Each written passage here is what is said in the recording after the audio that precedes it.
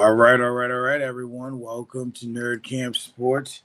It is Sunday, July the 12th, and I'll be moderating this morning. I'm joined by my brothers here. We got Raj, we got R&B, we got Will. How's everyone doing this morning, and what's everyone's mental scale of 1 to 10? What's going on, everybody? I'll say a 7. I'll say 6.5. You know what I'm saying? Energy's a little bit down, but it's all good, man. I'm just glad to be alive, man. So I'm just thankful. Mm-hmm. What up, though? Said I ain't really feeling my best. I'm still around about a 2, man. Just taking it Respectfully. one day at a time. I'm just trying to, you know, get better physically and mentally. We hear that. We hear that. Definitely. Definitely. How about you, Will? Strong 8.5. Okay. My oldest daughter just moved back from Atlanta, uh, which means the world to me because I missed my daughter dearly. Um, got a chance to help out with this men's mental health symposium this weekend. That's Nice. Um, wonderful, man. yeah, so I'm feeling good, man. Feeling good. Good, good. That's awesome. That's awesome. I like to hear that. Yeah, I'm let's say about a 7 myself. Oh, I think we lost R&B. About a 7 myself. My celebrated my mom's birthday. Whole family, Okay. whole family took her out to dinner. Everyone chipped in. She likes Cheesecake Factory, so that's where we went. Um, yeah, just had a good time with that, and I actually just became just became the vice president of a non-for-profit for kids called Youth Limitless Leaders. So I've been doing a lot of behind the scenes work. We got an event coming up, so yeah, I'm looking forward to some good things on the horizons. Some very good things. That's what's up, bro. Congratulations, man. Oh, thank Yes, you, thank you, congratulations. Yes, sir. Congrats. thank you. Yep, there was that. And then I was asked to do another podcast, and I've been asked to do quite a few. If I said yes to all of them, I'd be at about 7. Mm. But this one is really centered on a lot of things in the community where we're at. I do a lot. I share a lot. I try to go to as much community stuff as I can. And this was one that opportunity that's like I got to do this one. Yeah, Community is important to me. absolutely. Especially kids. Teaching them the right way because uh, I'm gonna just say it. Kids need their ass beat these days, Yep. and if I can't provide that, at least I can provide it in another way to show it. Me and my kids were watching the Michael movie last night, and there was a part where Joe takes the belt off, and my wife says, "Yeah, that's what kids need these days." And my youngest goes, "You ain't Joe Jackson." Not yet. Not yet. So I take a lot of solace, and I know I'm being a little long-winded, but I'm really passionate about this stuff. I take a Yeah. lot of solace in the way I've raised my kids. People say they're respectful, they're nice. For Christ's sake, my 14-year-old has a job. Not many kids Oh man, yeah, want to that's work good. at 14. So, you know, um, I take a lot. They see the podcasting and all the work I do on top of working a job, and being there for them, and having a wife and trying to make time. So, I'm really looking forward to being able to move the needle with that. Good. So, but that's coming up. We talking about here and now. We're gonna start with Conor McGregor, gentlemen. We were just talking about this a little bit backstage. So Conor McGregor last night returned after 5 years, returned to the octagon. Um, as R&B alluded to backstage, I had forgotten he had broken his leg, and this fight was quick. Like it was faster than a Mike Tyson fight. back in the 90s. Like, like it was like he kicked and then like it was over. And I want to start with you, Raj, because you had a strong opinion. What do you feel this situation was? Like, kind of how you said it backstage, in a sense, I guess, if you know what I'm saying. The question's there, but you not there, if that makes sense. Yeah. No, I get it. And you know what? When I first initially heard that Conor McGregor was coming out of retirement, I didn't see like, it was a cringe. I was like, come on, man, why the hell would you come back into the octagon after years and years of being retired after a leg injury and all this stuff like that? Like, and then it was just a waste of time, pretty much. You know what I'm saying? Like the whole spectacle of him, going face to face with Holloway and all this stuff like that. It was just a waste of time. It was a complete waste of time. And I believe he's just old. You know what I'm saying? Like it just boils down to he just doesn't have it anymore. And the fact that he went out with a freaking attempt for a leg kick, it was just like, he blew his knee out. I'm like, this got to be some type of scam. You know what I'm saying? I know I'm the conspiracy theorist on the panel, but I got to say this, man. Conor McGregor is one of those type of guys. He looks at business the same way that Floyd Mayweather looks at business. If there's an opportunity to make money, he's going to go out there and get it. And this, I think, was a money grab for Conor McGregor, more or less a real actual attempt to actually get back into the competition of fighting.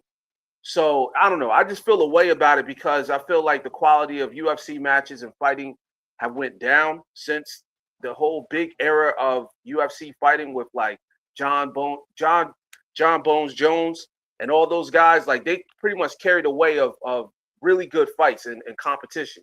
But now I feel like it's just a money grab. So yeah, I just feel like the fans got cheated. I feel like the diehard UFC fans, they pretty much got cheated with everything. And I just hate this, man. I really hate this for sports. Well, just reading here, it just came up now. It's here. Conor McGregor shuts down theories he was hurt before the event.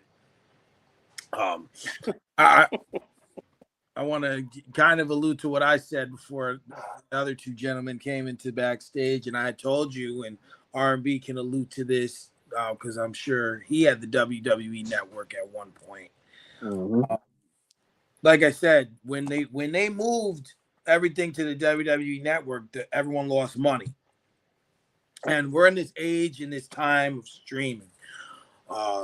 So Paramount paid a pretty penny to get UFC, to have the exclusive rights and all that stuff. And in my opinion, when the WWE did that, they stopped trying as hard because it's like, oh, you're getting it for X amount of dollars. So to you, R&B, and I know I'm not saying the injury had anything to do with one, had to do with the other, but in your opinion, do you believe that with the UFC move to Paramount that has hurt the product in any way? I can't really say the move to Paramount has hurt the product. I kind of align with what Raj was saying. It's just, I think UFC is just in an era where it's like a transition of fighters. These type of sports go through those times sometime where you watch all of the old greats that people used to watching, your McGregors, your Bones Jones, your Adesanyas, all of them, great fighters start to get their asses knocked out. They started to lose. They started to get choked out. I mean, think about it. When is the last time Conor McGregor really came back and won a fight? He come back and get his ass whooped every time. I can't remember him coming back and actually winning in quite some time.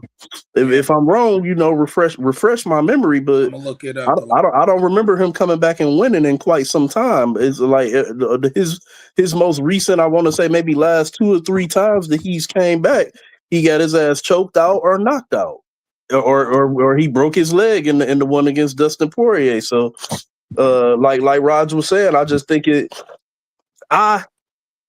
I hate to say McGregor done because of age. Because it's guys who still fighting that's the same age as McGregor. McGregor it just takes too much time off, and I don't think that in that style of combat, I don't think that's the type of sport where you can take years off, 2-3 years off or whatever, and then come back and think you gonna fight a main event caliber fighter and gonna win. So like you said, it's a money grab for him. But as far as like to get back on track to your question, I think it's just in a transition period where we looking at a lot of these older fighters that everybody love. They transitioning out. They not what they used to be, and now it needs to be a time where some of the younger fighters, we need them to kind of step up now and start whooping ass. We need somebody to start whooping ass and taking names to carry the sport. Because even in the co-main event, Benoit got his ass choked out. Everybody was going crazy over him and shit, and he got choked out. And I think, what was it, like 16 seconds or some shit? So even the co-main event didn't even last long. So I can't really say that moving to Paramount hurt the product. I just think the product has hurt the product. I can agree with that sentiment, and I also wanted to answer the question that you said in there. The last fight Conor McGregor won was UFC 246, which was January 18th, 2020. So you're talking 6 years ago, 6.5, like almost to the day, like 6.5 years ago. So I heard this analogy, and I want to use this to kick a question to Will.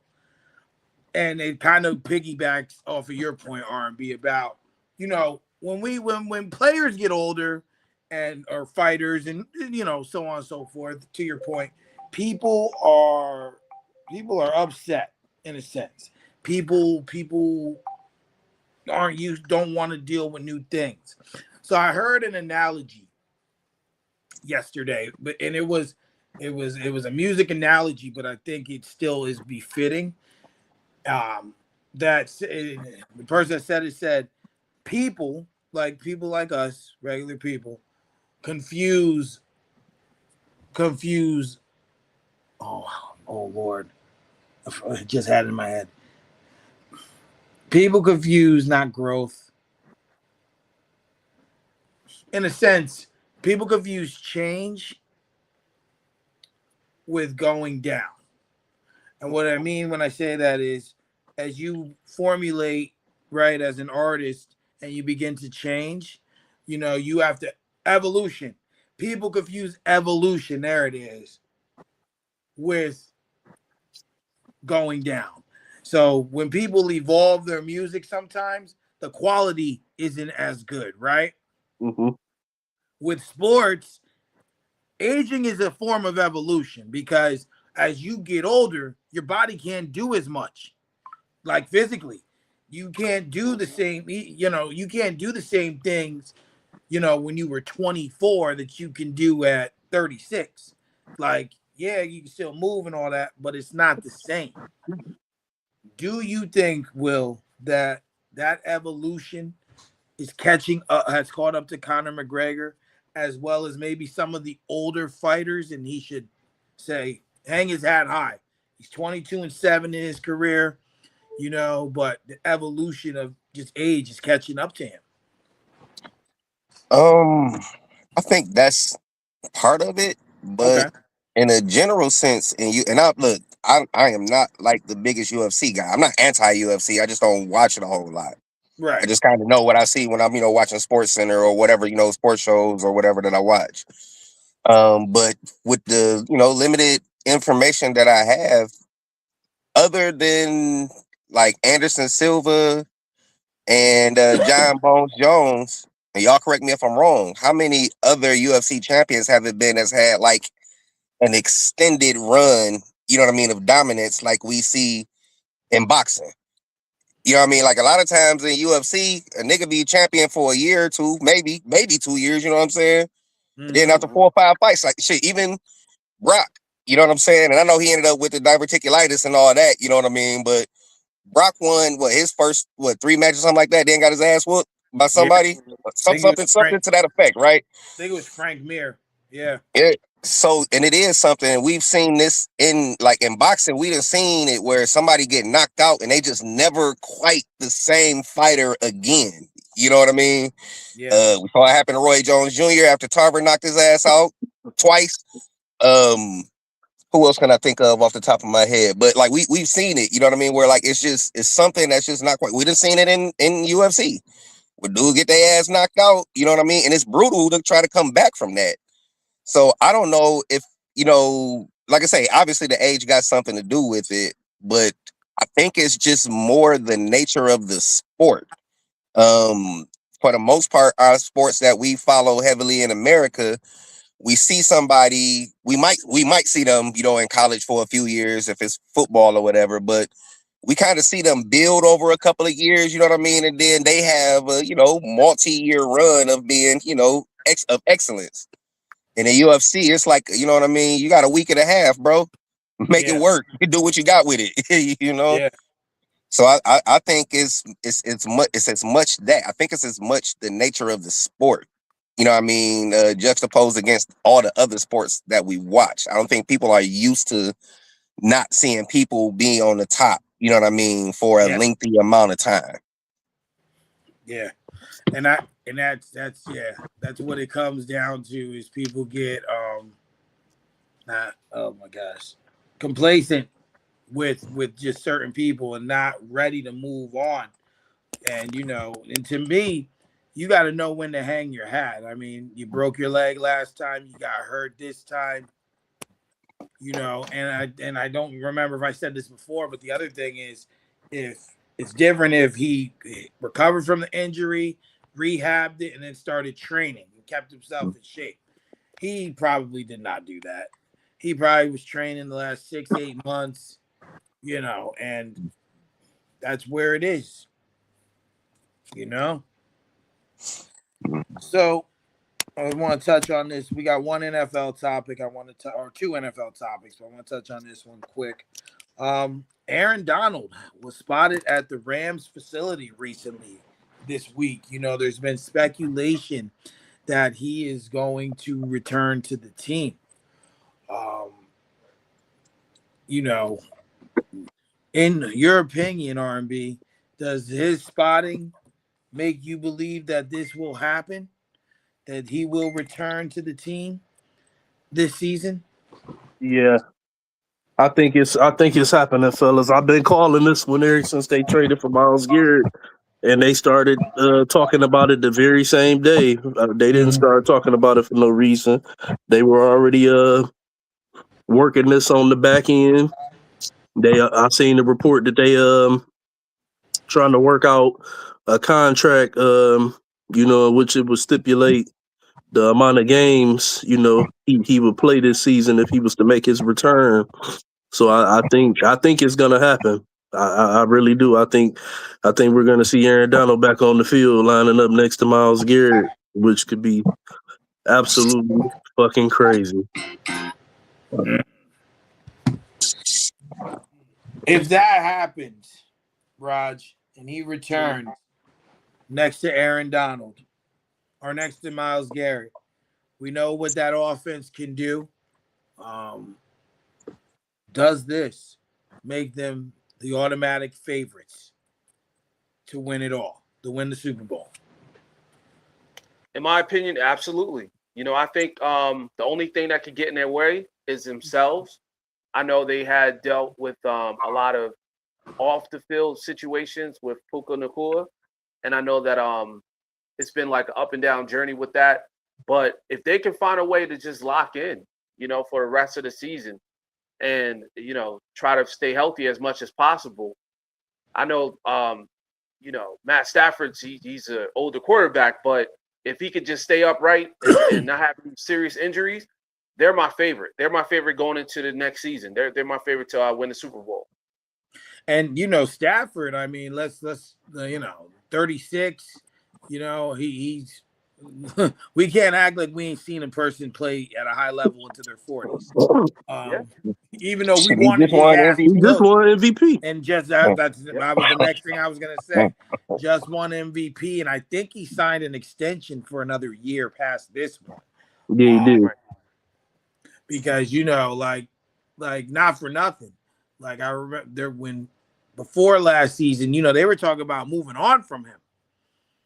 And the Steelers were in the mix, and I can't lie, I was hopeful. People were talking to me thinking I was crazy. I'm like, nah, bro. Stafford. By the way, he's 38. 38. Stafford's still that dude. He's still that guy. Will, how does the return of Aaron Donald change the whole perplexity of that tough division? And what does it mean for the NFC, in your opinion, as a whole? It is. It's very rare to get a singular player who can elevate your whole team. Mm-hmm. Really hard to find. I don't know if I've ever seen two of them on the same defensive line before. Like, that is crazy. Two players who are going to go down in the conversation for the best to ever do it at their position on the same D line. That is fucking nuts. I am scared for any quarterback that got to see them. You know what I'm saying? If this does happen, and if this does happen, and I think I said this before when this came up before, the four of us could play corner for the Rams, and we would be all right. You know what I'm saying?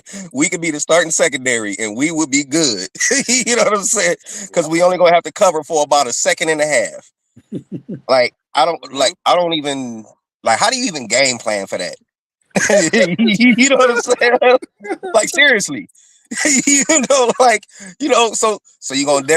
double Aaron Donald because you know what I mean? He at the point of attack coming up the middle. You know what I mean? If not, he's single covered every time. And like, what do you even do with that, bro? Like, it's a cheat code, man. They playing Madden out there in LA.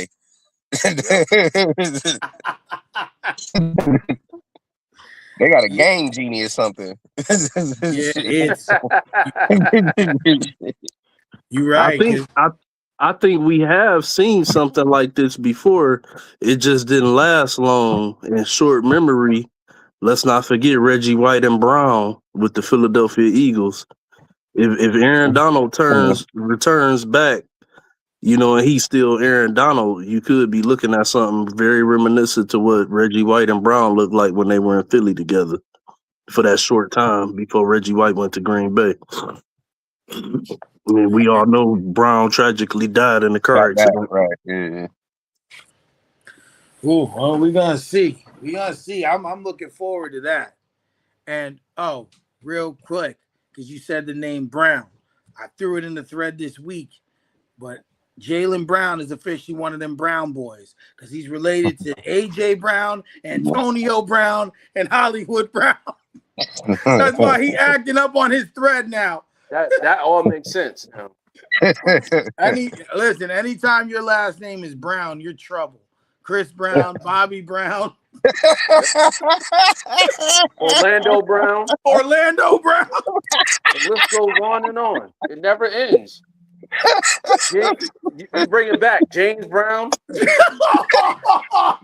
the list goes on and on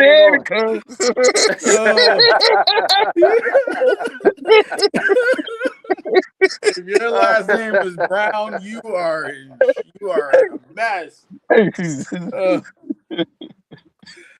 So while we're on the football topic and we're in that division, I just want to make a note of this, that the Seahawks sold for $9.6 billion, I believe I read was the price.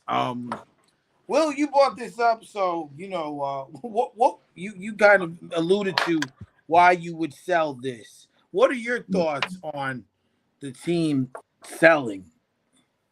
I mean, look, I know what I'm about to say don't really relate to the people, the family who just sold this team. I can't think of my man's name. He passed away, but you know, he was like one of the people who helped start Microsoft or something like that, and used to own the Portland Trailblazers as well. You know, before they sold recently to this goofball that they got now.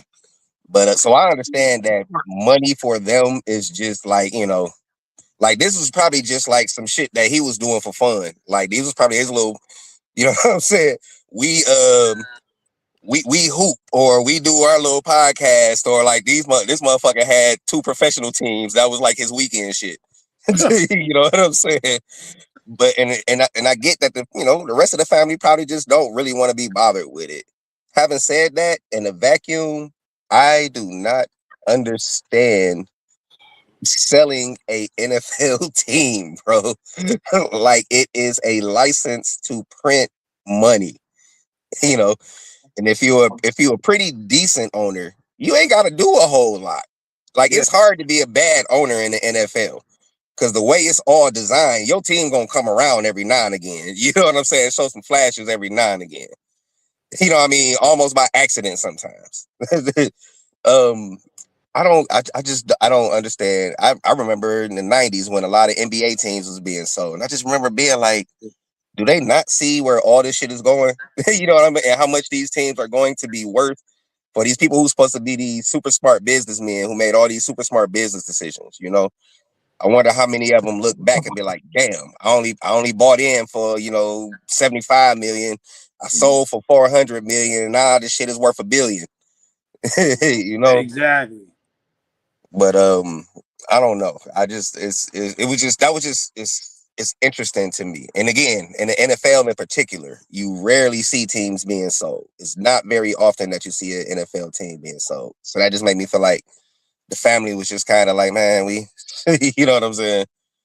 We straight on this. You know what I mean? No, none of us really want to be bothered with this. That was his shit. Good. Yeah, makes sense. R&B, do you believe that the sale will affect the team in any way on the field? Maybe not right now because of where they currently stand, and then it also depends on who bought them. You know, I don't know who's the new owner, or if it's some type of business group or whatever the case may be. But it could down the line. But currently where they stand, I think they'll be fine. But it just depends on the moves that the new ownership is willing to make and the money that they're willing to spend going forward. Raj, do you think, and this is not really about the sale, this is about the Seahawks as a team, kind of piggybacking off what R&B just said. Do you think that the Seahawks need to actually, well, hold on. First, they lost Kenneth Walker, right? Yeah. Okay. He went to Kansas City. Correct. Yep. Okay. So, and did they get anyone else? Like the running back. They still got their backup running back that they had before. Charbonnet, I thought Charbonnet left. Oh, he did? I thought he did. Well, let me check. I'm gonna have to look that up. I thought he had left too. Yeah. Oh, damn. He did, didn't he? I think he did. Hold on, I'm trying to pull up the roster now. Because I got to rephrase my question then a little bit. Depth chart. That's what I'm looking for. Depth chart. Nah, Charbonnet's still there. Okay. He's recovering from an ACL injury, they said. Okay, that's what it was. He's hurt. He was hurt. Yeah. Okay. Yeah. Okay. See, I think he got hurt during the playoffs, right? So, yeah. So I think, okay. So I could kind of ask the question the same way. So it doesn't have to really do with the sale, but what other moves? Because, well, listen, Jackson Njigba, we know he's all-star, superstar, whatever you want to call it. But Kenneth Walker was a big piece to this Super Bowl. Right. What moves do you think they need to still make? Or what can they do? Because, that piece is going to be big. Kenneth Walker is going to be a big hit. What moves you think they need to make to stay in the running here? Because I think the Rams can take them this year. Yeah. Well, to be quite honest, I think that and we all know this because Sam Darnold is like that was my quarterback that we drafted in the NFL draft back in the days, and I always looked at him as being somebody that's like not the best quarterback, but he's a game manager. You know what I'm saying? And with that being said, I think that the Seahawks overachieved. I think that a lot of people didn't really see them coming, but they was able to pull it off with, like you mentioned, Jackson. I can't ever pronounce his last name. Smith and Jigba. Smith and Jigba. Jigba. I don't want Jackson Smith and Jigba. See, I don't want to mess his name up like Drewski did. Jackson Smith and Jigba is one of those wide receiver that's a one of one. You know what I'm saying? He's one of those anatomy. One of those big wide receivers that can catch, can run fast, and he's one of those guys. You know what I'm saying? So I think they caught everybody off kilter, and I think right now with Kenneth Walker gone, they just got to find a way to solidify their running game because I know that we just mentioned it, but Charbonnet's coming off a torn ACL injury, and I know they drafted somebody I think in the second round or it might have been the first round, a running back. I'm not. Let me see. I'll look his name up real quick. But I know they drafted a running back, Jardadian Price, number 32 pick. Okay. They said, it's a good pickup, but what I'm saying is like they have to find a way to find that veteran that can actually help them when they're not throwing the ball. Other than that, their defense is solid. They got a good team, but I think it's going to be the Rams' year this year. I was just about to say the strength of the Seahawks was the defense. Yeah. I was. That was the number one thing. Yeah, their defense was stellar, and I don't know if you guys know if they've made any moves or lost any people, but if that same defense comes back, they're definitely in the mix. In Smith and Jigba's numbers was 119 receptions, 1,793 yards, and 10 touchdowns. Yeah. For last season. So, I mean, those are phenomenal numbers. I personally don't think he'll have that good of a season again. I could be wrong. We've seen crazier things, because, that's hard to duplicate. Right. I mean, you look at you just that's real hard for any receiver. Especially with a quarterback like Sam Darnold. Yep. And a number 2 wide receiver of Cooper Kupp. Right. We keep forgetting Cooper Kupp still in the league. Yeah. we thought he went to work at Walmart. Yeah, exactly. You know what I'm saying? Or he went to the what is that? The XFL. Because I swore he wasn't in the league no more. But I want to say this real quick. Go ahead. As far as selling the team, I think a lot of these billionaires, and I think we touched on it last week. I think a lot of these billionaires are exhausted of just trying to run a team. You know what I'm saying? Like a lot of people that's been kind of like invested in the NFL back in the 90s. A lot of them are selling because they're like, I might as well cash out on this because every league, even in basketball, baseball, these people are like taking a different turn with like analytics and stuff like that. And they're trying to build it around analytics and sports betting. So I think a lot of these people like Paul G. Allen's estate, the guy that was with Microsoft, his family's probably tired of being the everyday on the ground type of owner. So that's why I think they sold for what was it 10 billion, 9.6 billion? 9.6. Yeah, because at that point, money's not even like a thing. They're not even thinking about the money. They're thinking about the time that's invested. It's 50-50. I agree with Will to a certain extent. You selling away a money printing machine, but at the same time, I also look at the aspect of 9.6 billion. Shit, you still ain't losing no generational wealth. Hell no. I mean, but that's why I said too. They already are generationally wealthy, like many times over. So like even that 9.6, that's a drop in the bucket for them. Yeah. You know what I'm saying? Yep. Like they probably already had more than that bank. You know what I'm saying? I don't know what Paul Allen's worth was when he died, but Mm.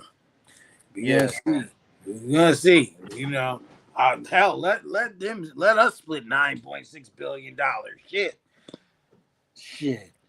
uh, shit. Right now, I'll split 900 with y'all. And be- Shit. Oh man. So I read the other day or seen on Sports Center. I looked it up. What's that? It say at the time of his passing in October 2018, his estate was reportedly worth up to 20.3 billion. See, See what I'm saying? he made half of that in the sale, one sale. Shit. No, that was But, when he died. that So was he when was No, I he, know. already. that was when he died. Yeah, I know, but I'm saying he made almost 10 billion. So that's like half of what he Yeah. was worth. You know what I'm saying? Apparently, At that time. everything went over to his sister after he passed away. Yeah, Yeah. she probably don't want to run a team. She probably Her tired of name it. was Jody Allen. She managed the estate. So yeah. So last week we all know that that Mr. was traded back. Yeah. Yeah. I don't know if I shared it with you. I seen a video of the evolution of his laugh. And I'm just like, yo, this laugh always been there. It just finally came out at that moment. Oh, that shit'll never not be funny. So I read that that there's an investigation on this deal.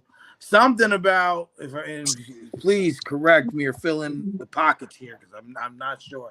Something about the Clippers giving or like back end deals or sponsored deals on the back end, and now it's put it in jeopardy if I'm not mistaken. But what they're saying is that Steve Ballmer invested, I think, 60 million into this company, so he's part owner. And Kawhi got I think it's a $28 million endorsement deal with this company. So what they're saying is that, they circumvented the salary cap. They found Mhm. another way to pay Kawhi more money, you know what I'm saying, without it being in his NBA contract. And you know what I mean, and not counting towards the salary cap. So they're saying the Clippers did this. Yes. Yeah. Yeah, this is what they was talking about at the beginning of last season. This really ain't nothing brand new. All they doing is just what they doing is they said they put a pause to this trade because the investigation is still ongoing. Mm-hmm. So, oh wow. So, in your opinion, everyone, does this trade go through as it's planned, or are they going to put the brakes on this? In your opinion, I I'm gonna be never honest. thought the trade was gonna go through because at some point, like if there's some they're found guilty of all of this, then Toronto would be suffering the consequences. You know what I'm saying? If Kawhi gets suspended or whatever the case may be. That's why it was always crazy to me that, like, even if they had been, talking about this trade, I found it crazy that they let it become, public knowledge. yeah. Mm-hmm. And I find it even crazier that the Clippers are telling Toronto, like, well, shit, I mean, we trade them to you. You gonna have to deal with that shit. We trade you them penalties too. Mm-hmm. Like, that's wild. You inherit the problem. So, um, I think I don't think the Clippers were operating in good faith, and I think it was bad business by Toronto. You know what I mean? Until there was some resolution to all of this, you know what I mean? Why would you trade for Kawhi? And why would the NBA let it happen? Why would they, you know what I'm saying? And then after the fact, why would they green light the trade? and then after the fact, be like, I don't know about that. I'm not sure. What about you, Rod? You think this trade is gonna go through as is? Yeah, it's a done deal. They're just dragging it out. They're just trying to be morally right on this situation, on the right side of history, because we all know that there was some money under the table. So what Steve Ballmer did isn't something that was new. It's been going on in the NBA for a very, very long time. They allowed him to pay Kawhi Leonard on under the table, and now all of a sudden they want to be the moral police. But when it comes down to Adam Silver, he's the softest GM. I mean, softest commissioner in any sport. I honestly believe he's going to let this slide, and he's probably going to hit Kawhi for like maybe 15, 20 games, maybe. Kawhi wasn't going to play those games anyway, so it doesn't matter. So at the end of the day, he ain't doing shit. He said Kawhi wasn't gonna play them games anyway. He wasn't gonna play them 20 games anyway. Say that's just part of the load management.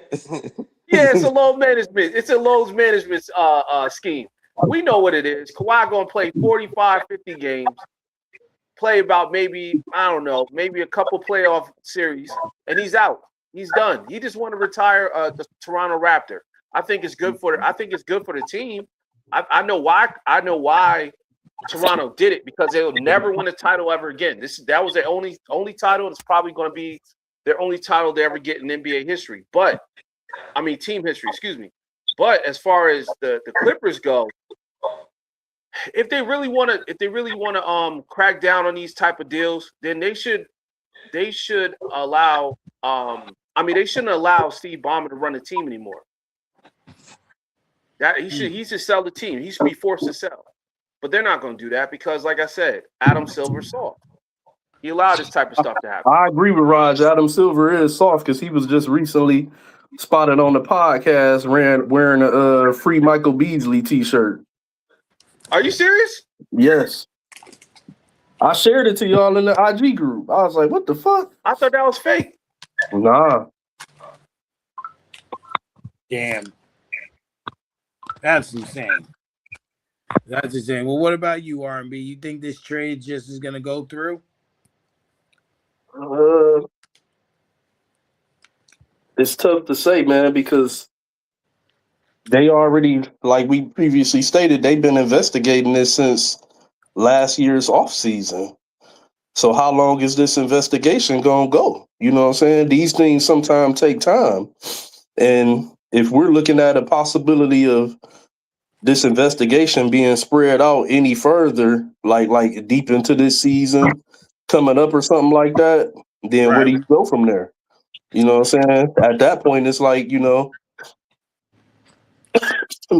at that point, if I'm Toronto, hey man, if y'all gonna be I need a timeline. If I'm Toronto, I need a timeline on this. Because if you telling me that this investigation is gonna go deep into this season or something like that, give me my Brandon Ingram back, and we gonna just move forward. Right. Because I think the team they had last year was good. Like they could build off of that. Well, you know, I already was I said last week that I didn't really, as much as I love Kawhi, I said last week that I didn't really feel Toronto trading BI for Kawhi because of the age difference and the injuries. Mm-hmm. And Kawhi from Toronto is not 7 years ago, isn't Kawhi of today. Exactly. And I love me some Kawhi, but you know, it's we talking some different. And I know B.I. done had some injury history as of recent, but he's still much younger. Absolutely younger, and probably I'd say more durable. But I think it goes through too. They just gonna let it be, you know, because like to R&B's point, how much longer do you do it? Like Hey, how? one more thing I'll throw out there too, though, Mike. Mm-hmm. We all know how this shit work, bro. We all know how this shit work. It's a business at the end of the day. Yep. So as long as they can get ratings off of this shit, it could be something that they prolong through the offseason just to give ESPN and the other networks something to talk about to gain ratings. Well, it's a good thing you said that. Oh shit! Because it is time for the weekly discussion of LeBron James Rogers. I'm so sick and tired of this. So, Rich Paul, I was watching ESPN yesterday, or a clip, and there was two women sitting there, and they go, "There's an update on LeBron James from his agent, Rich Paul." Rich Paul gets up there and says that LeBron's deciding he's going to do what's right for him and his family. Then proceeds to say that it's not about winning a championship because he already has 4. He has nothing left to prove. I'm thinking to myself, then why would you leave the Lakers? Because they wouldn't have won a championship, right? Like they're not ready, no matter what you put there. You know, the Lake Street Boys, as Raj calls them, they're not ready, right? Hell no. So now, then what are you taking so long to decide for, right? Because if you're not trying to win or put yourself in the best situation, what are you doing? And then proceeds to say he's going to take his time. When he's ready, he's ready. So there's really no question here. This is just a conversation. Will, you haven't had the chance to go first. What are your thoughts on hearing this from Rich Paul, and how much longer you perceive LeBron taking to make this decision? I said there was no question and asked a question. My bad. Look, man, LeBron then earned the right to take however fucking much time he wants. Like, I think people are making a bigger deal of it than what it is because it's LeBron. And like, it's wherever he wants to play, whoever he wants to sign with, he's earned that right at this point in his career. This is going to be his 24th season and 22 All-Stars and 21 All-NBAs and like, he's earned this, man. You know what I mean? He's earned this. That's the whole point of being a free agent. Nobody said you had to sign wherever you're going to sign on the first day of free agency or that you got to be in any kind of rush for these fucking organizations. He's got the leverage and he's exercising that leverage. That's what you do in business. You know what I mean? That's what get lost a lot of times, or what a lot of people don't like about LeBron is that he treats the business of basketball like the business of basketball. But when the player does it, a lot of people don't like that. When it's front offices and ownership, it's just business. When it's the players, it's always personal. Leave that motherfucker alone, man. ain't nobody saying we got to keep talking about the shit. Ain't nobody saying ESPN got to talk about the shit every day. But you know why they do? Because then we're going to talk about it, and people going to watch that shit. You know what I'm saying? Whatever they put on TV about LeBron, the reason that they still doing it is because people still watch. The ratings still spike when it's LeBron material. As great as Steph is and KD and all these other, they don't move the needle like LeBron does. You know what I mean? It's only been a handful of those in that way. So yeah, leave that motherfucker alone. You know what I'm saying? He in his 24th fucking season. He got the seniority. You know what I mean? He exercising his fucking seniority. He been at the job longer than anyone. He played against your daddies and against the daddies and the kids. Hey, look, we all work with somebody that is like, that's the motherfucker that's been there the longest, that can cuss out the bosses and the supervisors and they're gonna take the little longer lunch break, like, because when it come down to it, he the one that's done did this and did that and know this and know that. But like that's LeBron, man. You know what I'm saying? Can I please go? Can I please go next, please? Go ahead. I'm glad you said that, Will. Now, 90% of the 99.999% of the time I agree with your takes, but this one I can't, bro. I'm sorry. I'm gonna tell you why. Because just like you just mentioned, he's that old nigga at work that comes in an hour late, right? Sitting there bringing in McDonald's, right? Eating on the clock. And the rest of the NBA is that young nigga that's just coming in trying to make a name for himself. And he's the type of dude that get away with cursing out the boss. All right? I'm tired of LeBron, man. I want that dude to retire now. I want him to announce his retirement because as much as you just mentioned, he got all that respect and he should be able to do whatever the hell he want to do. That's the reason why I want him to retire because the whole entire gravity goes around LeBron. Think about it. He literally stopped free agency. No, he didn't. I seen a bunch of motherfuckers get a contract. I don't know what you talking about. Those people don't even matter. Sign a contract. Those people don't matter. Those guys are just no names. Those guys are just extras in a movie. What I'm saying is everybody's waiting on LeBron because they're trying to figure out what can we do and how can we join forces with LeBron. He does this all the time when he's a free agent. I remember when he left to go to Cleveland. Huh? He's only been a free agent twice before this. When he signed with Miami, and when no, I'm lying. 3. When he signed with Miami, when he went back to Cleveland, and then when he signed with the Lakers. But other than that, he was always extending. He was always extending contracts.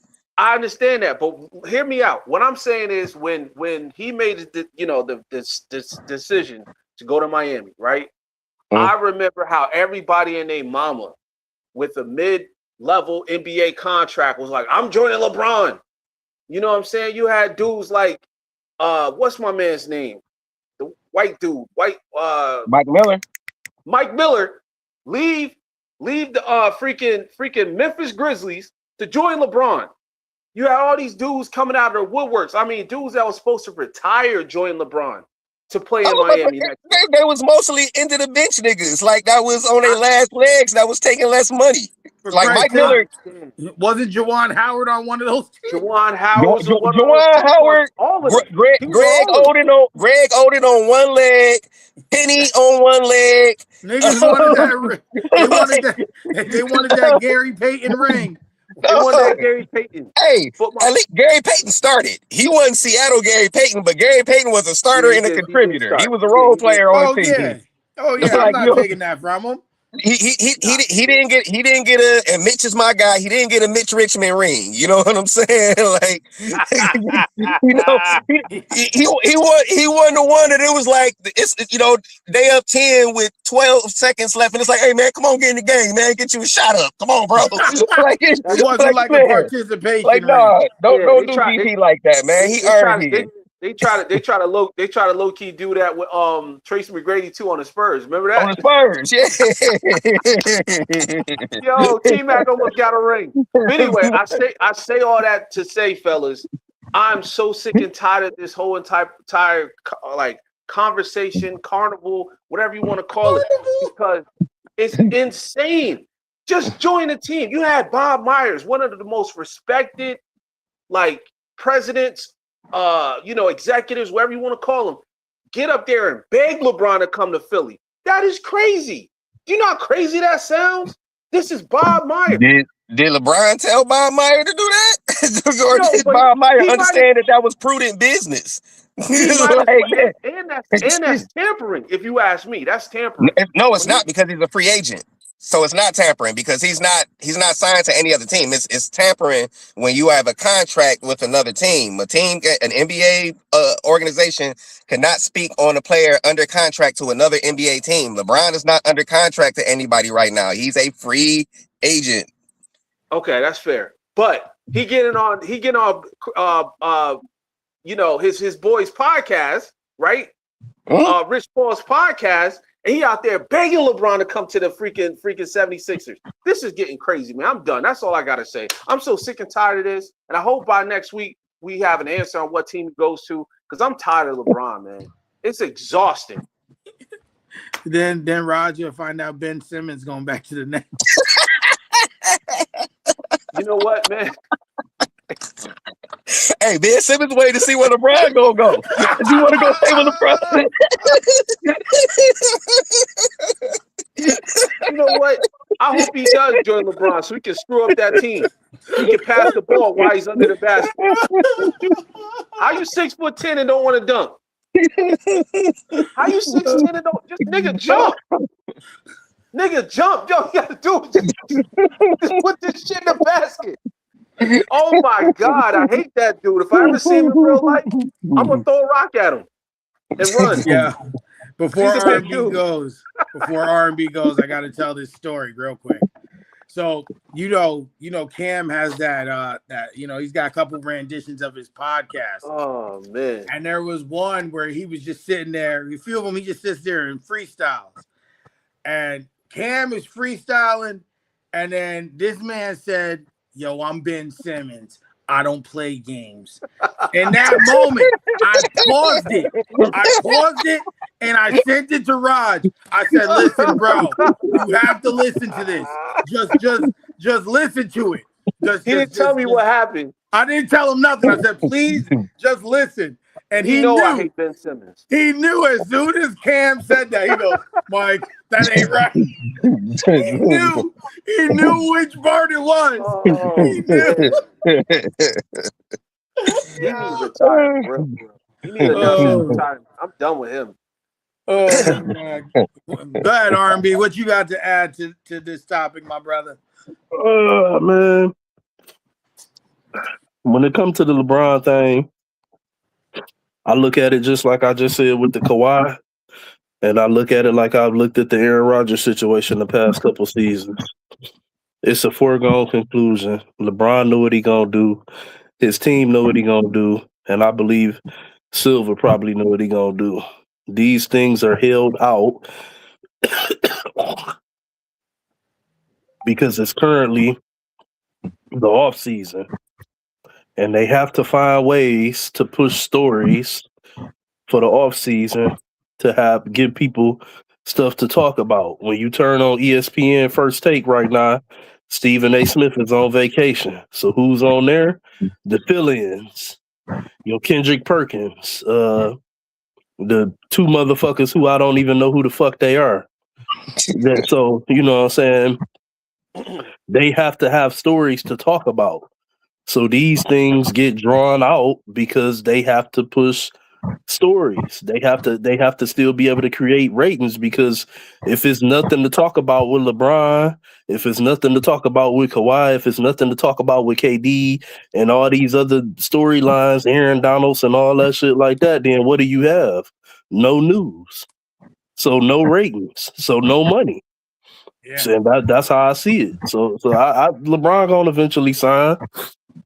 It's just, they push it. They making their money off this shit right now. Take as much time as you need, because every day that Rich Paul say some stupid shit or come up with another dumbass chart, we can talk about it and create revenue ratings and make money off these motherfuckers. And that's where I'm at on it. That chart was crazy, bro. I'm like, what the That fuck nigga is one of the most idiotic, man. If I was LeBron, I'd have to tell him, like, man, I love you, but I'm gonna need you to start shutting the fuck up, because you be saying some of the dumbest shit. And people, you making me look bad. And that nigga Rich Paul is a fucking clown. You saying it out loud, like smart businessman, but a fucking idiot. He don't need to do a podcast. I've been said that. And I want to just and that makes sense. Like, not everyone needs a microphone. Like, you know what I mean? Not everyone. Yep. Not everyone needs a microphone. It's like, you have the power to have one. Doesn't mean you should necessarily use it.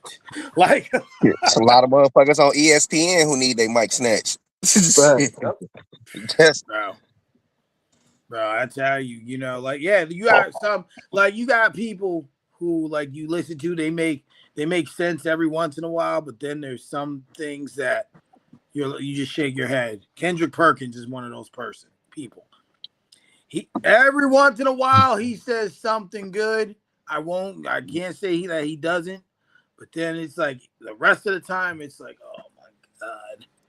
All you are is a husky Draymond Green, bro. That's all you are. You're just as dark as him. Your head's the same shape as his. You talk stupidity 99% of the time. Like, nigga, shut up.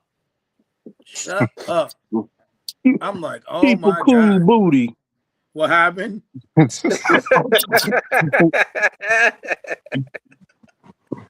Oh man. You know. So, other NBA news, Bam Adebayo and Tyler Hero. Oh my God! So these idiots, and does anyone know fully what happened? I just shook my head as soon as I seen the headline. I know they had an altercation, but does anyone know what for? Apparently, Tyler Hero had commented on some stuff online about Bam Adebayo or something. Yeah. Oh my gosh! And screenshots were released and stuff like that. Yeah. Oh my gosh! So okay, and they got into an altercation. He basically said that They said Bam Bam fired basically on him, right? walked up on that nigga and fired on him. Oh, Yeah. so he threw a shot. Yeah. Well, then I'll give this question to you, R&B. So, being that you knew more about it than I did. What do you think happened between these two players? Does one need to go based on this? And how do you think it affects the team? Because you just got Giannis and now this happens. Man, Tyler Hero, low key as it's been kept, he been a headache in Miami. Yeah. It's been widely noted, about his attitude issues and his, just how he is. I don't know if y'all got a chance to see. Man, what the hell was that movie? It was a movie that came out recently in recent years. It was on Netflix where oh boy was like training NBA players and stuff like that, and Tyler Hero kind of had a feature part in it, and a part of his character was to be like an asshole, like he was just basically being a dick throughout the movie or whatever, and I remember seeing it, and this was a few years back. I remember seeing it, and people was kind of notating that that's how Tyler Hero really is in real life. And it was notated his relationship with Jack Harlow, the white boy rapper or whatever, and that how he just want to be a white boy thug. So I wouldn't be surprised if it's been some underlying issues there for a while. Maybe not just with Bam or with Bam or anybody else, and maybe probably just finally boiled over. And that it just he fired on his ass, but Tyler Hero definitely like I say, he always has kind of come off as one of those I want to be a thug white boy, or I want to be a tough white boy. So maybe this he got to set his ass straight, but with them just getting Giannis,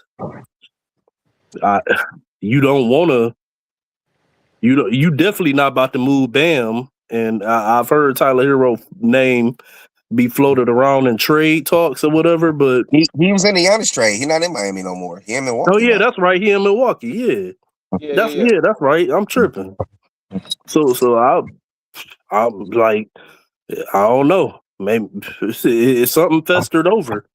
Something festered over that Bam felt the way he felt, that he needed to approach him and foul on him, and he not even on the team no more.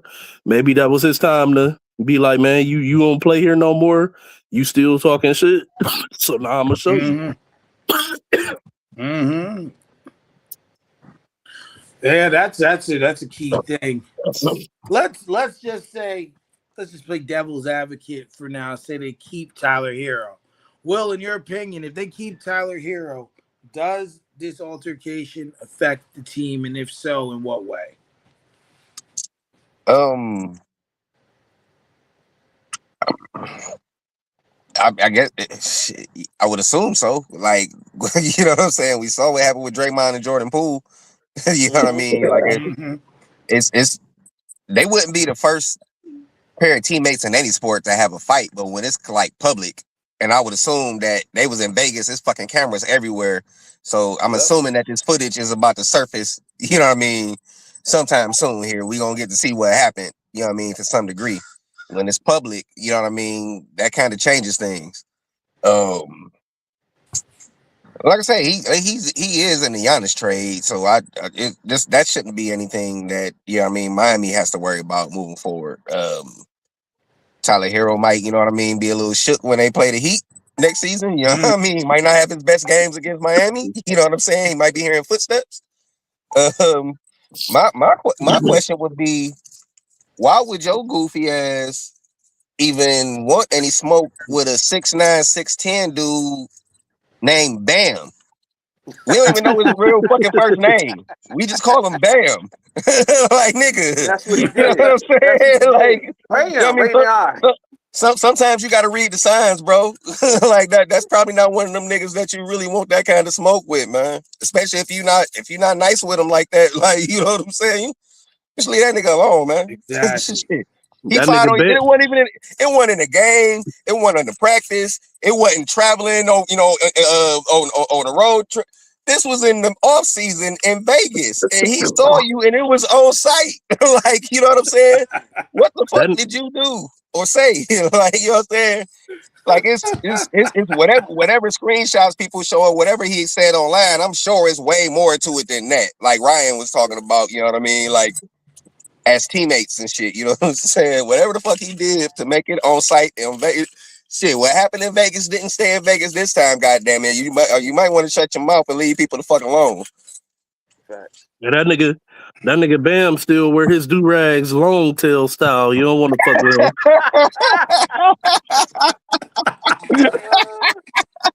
And That nigga I got heard the he had and I heard he had the black Air Force Ones.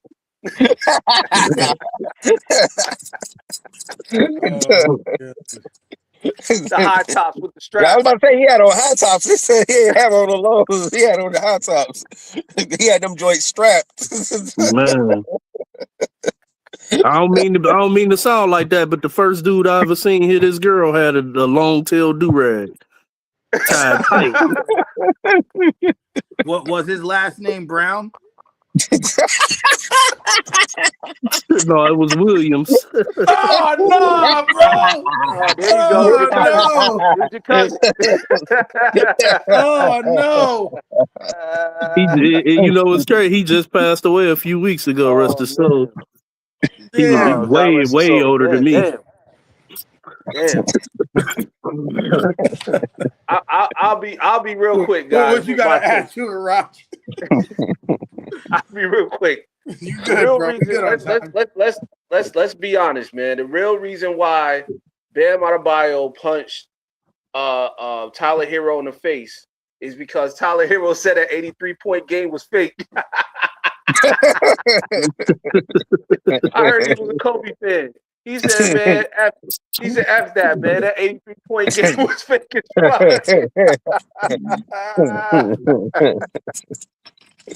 Oh man, nah. All jokes aside, I think this probably was like stuff that was happening already. Because if you remember before this Giannis trade, there was already like rumblings of Tyler Hero being traded. Mm-hmm. Yeah, He's been brought up Yeah. multiple times. Mm-hmm. Because he's a problem in the locker room, I heard. You know what I'm saying? Like a lot of people don't like him. And what R&B was just mentioning, like even in that movie, I don't remember the title of that movie, but he was an asshole in that movie too. I saw a clipping of it. And it was just like, you know, it's just one of those things where this dude think he's tough. You know what I'm saying? He's one of those type of dudes that, you know, got tattoos, smoke weed, got money, play ball. So he think he one of them, you know? He's not like a Max Crosby or nobody. You know what I'm saying? Like he actually grew up in the trench. that dude is a fake gangster. He's a wankster. You know what I'm saying? So I think that's one of his things, and I think he probably said something slick back in the locker room. And Bam told him, if I ever see you again, I'm gonna stall on you. You know what I'm saying? And that's one of the things where Bam seems like that guy. Like his name is Bam. Damn. I mean, you know what I'm saying? Like, I actually thought about it. I'm like, damn, I really don't know his name. He's been in the league like 10 years. I don't know his name. But it just goes to show you that there's certain people you just got to leave alone. You know what I'm saying? Not everybody's loud and boisterous or about that, rah-rah life. They just handle their business and keep it moving. And I didn't hear nothing from Bam. So Tyler Hero is not from the trenches. Exactly. He's from Milwaukee, though. He is from Milwaukee. Is he actually from Milwaukee, or is he from Wisconsin somewhere? I think like, is he Milwaukee adjacent? It might be Milwaukee adjacent. Let me double check. But he said he was from Milwaukee. Man, I hope he wasn't out here shooting his shot at Asia, man. That might have been the case. I didn't think of that. That might have been the case. Well, to me, I think that this is crazy, because you're supposed to be teammates and you're supposed to have one another's back. When you're on a team, it's supposed to be a brotherhood, right? Like, y'all supposed to really have each other's backs. And I don't know what Tyler Hero said on the post or whatever he said online, but obviously it wasn't good if, Bam had to roll up on him and, let him know, right? So I would say that, to me, to the whole Jordan Poole, like you said, the Jordan Poole and the Crispy Wonder situation, Tyler Hero would be the one to go, because I don't know how you get through that. I don't know how you move forward with that portion. And, the Heat, especially now, because from what I've read, I don't know how true it is. You read a lot of different things, and to R&B's point, people, just like they need to get the story on TV, journalists need to write stories, right? So, but I've seen a lot of speculation about LeBron going to Miami, Cleveland, and Philly. Those have been the big three I keep seeing in everything that's online. Don't know how true it is, but let's just say, for argument's sake, it is, right? That's you don't want that kind of dark cloud. If I'm LeBron, I wouldn't want that kind of dark cloud. So that's just my opinion on it. But I guess we'll see what happens. See what happens with it,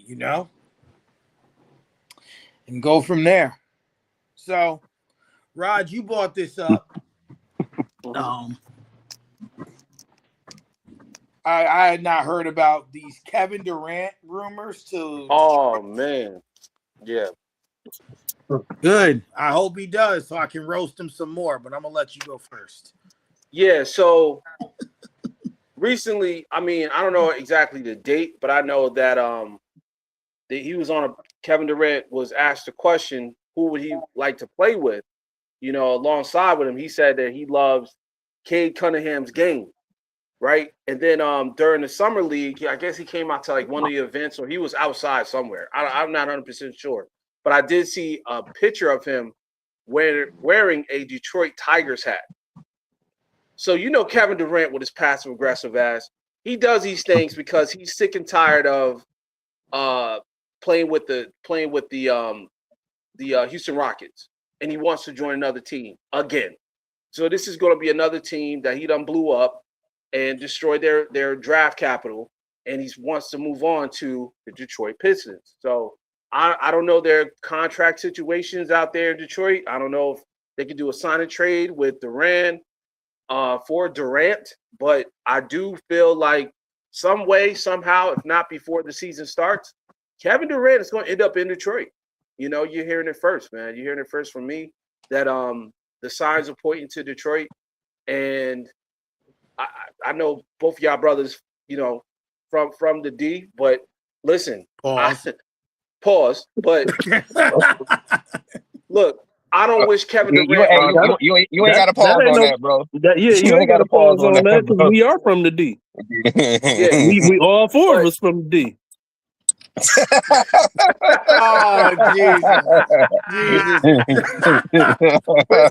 but hear me out. But hear me out though. I don't wish Kevin Durant on y'all at all because as a Brooklyn Nets fan, I can tell you guys, watching how Kevin Durant destroyed his team out here in Brooklyn for the 3.5 years that he was here, you don't want that.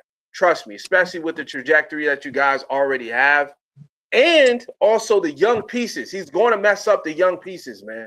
This dude is a culture killer. I cannot stand Kevin Durant. Every team he went to, besides the Golden State Warriors, all failed after he left. So I just want to just throw that out there, man. I hope he doesn't join, but the signs are pointing to Detroit, man. It's getting crazy. You said they all failed after he left? Yes. I guess we just view that differently. Okay. Explain. Because I mean, I'm not saying that the teams didn't get worse after he left, but I don't see that as like that. To me, that's evidence that Kevin Durant is a really good fucking basketball player. Like, you know what I'm saying? The team wasn't as good after he left. You know? No, he. I think he was saying Kevin Durant failed after he left Golden State. No, but he said again. no. So you said other than Golden State, all of those teams after he left, they were worse, right? Yes, that is correct. Right. Yeah. Right. Yeah. So Russ won an MVP, but he didn't get out of the first round again after Kevin Durant left. Right. So, but again, to me, that is a testament to how good Kevin Durant is. You know what I mean? As good as Russ is, he couldn't get that team out the first round without him. Yeah, you know what I'm saying? But the reason I'm bringing that up, okay, so for example, right, when Kevin Durant left Golden State, he went to what? He went to Brooklyn. Boom. Mhm. Brooklyn basically mortgaged their whole entire future for Kevin Durant and Kyrie Irving too. You know what I'm saying? And also James Harden later on. And James Harden, right? Yeah, and James Harden later on. But the gravity of pulling Kevin Durant in is the reason why Kyrie and Kevin and James Harden played in Brooklyn, right? So now we had to like go through a hard rebuild with this team. We had to go through a hard rebuild. Then when he left from Brooklyn to go to Phoenix, it was the same thing. There was a lot of promising pieces on Phoenix, and they had to get rid of their promising pieces to make room for Kevin Durant. Once Kevin Durant got to Phoenix, he pretty much made it about him, and that's the reason why Bradley Beal came. All this other stuff happened, and that future that they had with the Phoenix Suns before Kevin Durant was brighter. And then after that, look at them. They're a bottom dweller team. They're not winning anymore. You know what I'm saying? But before that, they made the finals. Like they went to the NBA finals. Also the Houston Rockets with their young stars. Everybody was bigging up, their young stars with Jalen Green and their other pieces like Jabari Smith Jr. and Şengün and stuff like that. They had something they was building. Then all of a sudden, Kevin Durant show up. Now he's calling, Jabari Smith Jr. the R word and saying, Şengün is trash. Coaching here is stupid. Then he's also talking crap about Devin Booker, calling him a dictator. You know what I'm saying? It's like all this stuff is crazy. Like Kevin Durant is a culture killer. That's what I'm saying. And let's not forget the nigga had the burner account. That's the main reason why things ain't going right in Houston right now for him, because they found out about the nigga with another burner account. Nigga, you 7 feet. Be a man. Stand on it. Stop hiding behind fucking burner accounts. I'll say this. I'll say this. Houston is the first time we ever really heard about him being like a quote unquote bad teammate. Like that's never been. Where else did we hear about him not being a good teammate? I had to agree with Will on that one. The burner account shit is not new, but this is the first time we've heard of him using it against his own team. Like we haven't heard about him. Like when he won his MVP, basically that whole team was there. You know what I'm saying? Okay. Like in Golden State, nobody really, they didn't, him and Draymond had a thing about him, his looming free agency, But nobody, you know what I mean, said that that Kevin Durant was a bad teammate. He came in and they say he came in and tried to fit in a little too much. You know what I'm saying? Like, and also, and again, we just view this differently. He didn't make those trades. Like general managers and front office people did. If they gave up too much, if they gave up too much in a trade, that's on them. It's not Kevin Durant's fault. Kevin Durant, we know the first year in Brooklyn, he didn't play because he was coming off the Achilles injury or whatever. But that next 2.5 years, like he had y'all a toenail away from going to the fucking finals. You know what I'm saying? Like, let me finish. Mm-hmm. I can't blame Kevin Durant for Kyrie, you know what I mean, not wanting to get vaccinated. I don't blame Kyrie for not wanting to get vaccinated, but I can't put that on Kevin Durant. I can't blame James Harden for being frustrated with Kyrie. You know what I'm saying? But again, none of that is Kevin Durant shit. Like, it's a lot of shit that happened that wasn't Kevin Durant shit. Kevin Durant did what Kevin Durant does. He go out there and give you 28, 6 or 7 rebounds, 3 or 4 assists on damn near 50, 40, 90 splits. That's what he does. He's a fucking machine.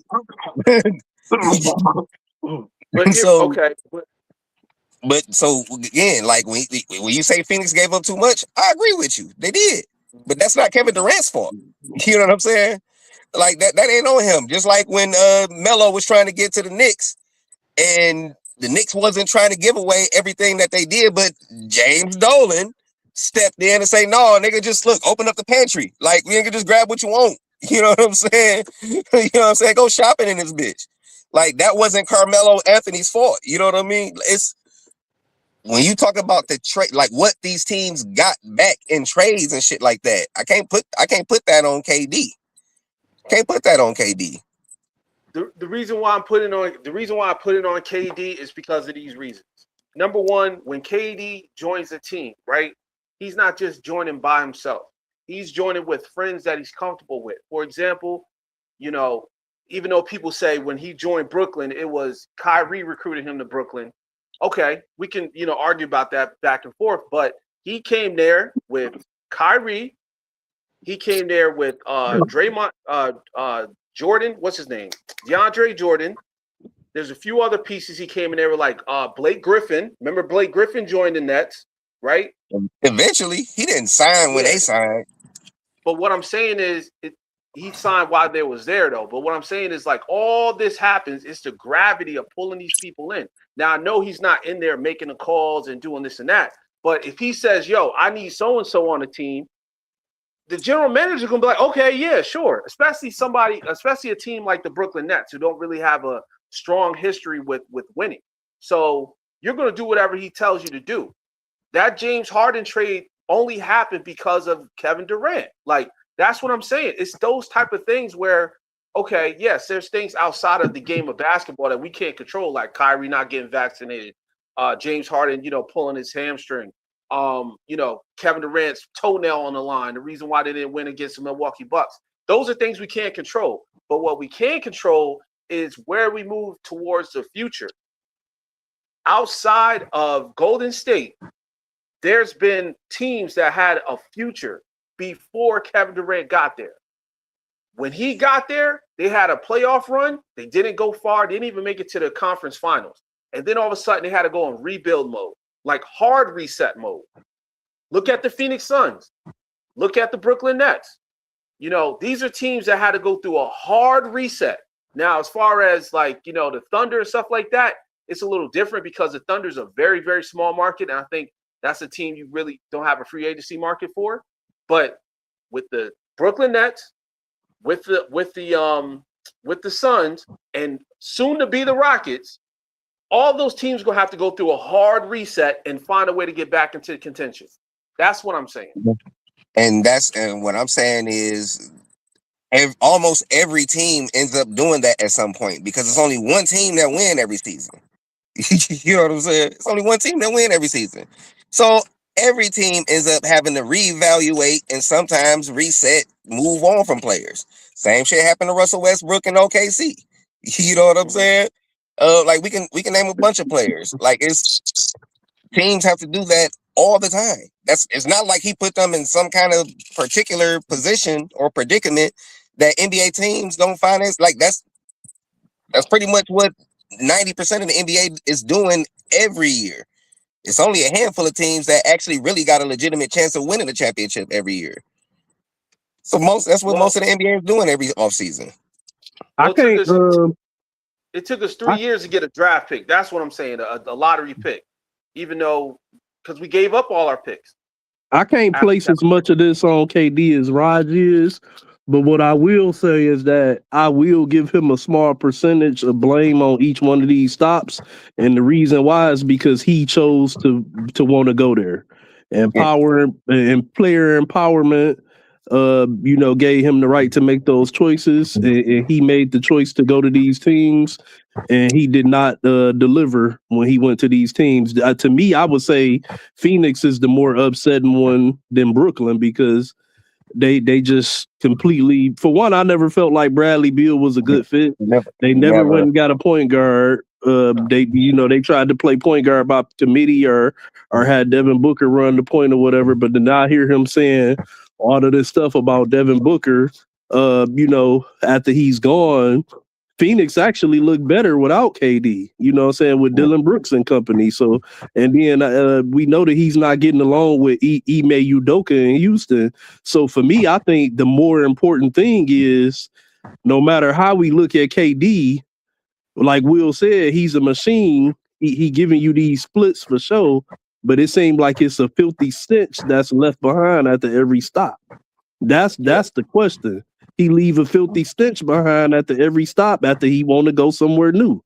And that's what scares me about him coming to Detroit because we have a hard-nosed coach, similar to Ime Udoka, and we have a culture. And I don't know if KD would necessarily, don't get me wrong, anybody would want KD. We'd be a fool to sit here and say that we wouldn't want KD to be here in Detroit, but because of the stench that has been left behind at all of these other stops, it does bring a small cause for pause. Look, let me be clear. I'm not absolving him of any responsibility. That's not what I'm saying. You know what I mean? Because he's the one that's on the court playing at the end of the day. Don't get me wrong. But what I am saying is, and to your point, Ryan, about the Phoenix situation, it is also on. Look, KD can say he want to go wherever he want to go. But if I'm a general manager or a president or whoever's running whatever front office, if I'm bringing KD in, it also has to make sense. I have to be able to see a viable path to put in the right pieces around him, you know what I mean, to maximize this situation and this opportunity. And that's what I'm saying. In Phoenix, I don't think they did that. I think you could have won the championship with Book and KD as your two best players, but I think you also needed a facilitator. You needed a pass first point guard that was going to play some D and be able to, hit an open jumper. And you needed guys that was going to do the dirty work. You know what I'm saying? You needed a rim protector. You know what I mean? And a rim runner. And but it's not just up to the players to just win. It's up to these teams, these front offices, and ownership to put them in the best possible situation to win. Yep. You know what I mean? Prime example, Dirk. Dirk didn't win a championship with his most talented teams. His most talented teams is probably the ones with Steve Nash, Michael Finley, Nick Van Exel. Like, you know what I mean? Those teams were more talented than the team he won a championship with. But they finally put a team around him that made sense for him. I remember when they made that trade for Tyson Chandler, and they got him for little or nothing from the Bobcats. At the time, the Bobcats. And I just remember saying, ooh, that's the perfect center to play next to Dirk. You know what I mean? Rim protector, he can catch the lob, he move all over the floor on defense, this, that. They had, and even though he ended up getting hurt, Karan Butler, you know what I mean? Rugged, rough dude that can get you some buckets and at that point can spot up and shoot. Jason Terry, flamethrower coming off the bench. Jason Kidd, ultimate floor leader, you know what I'm saying? On the court and in the locker room. Like this is an older Jason Kidd, not prime Jason Kidd.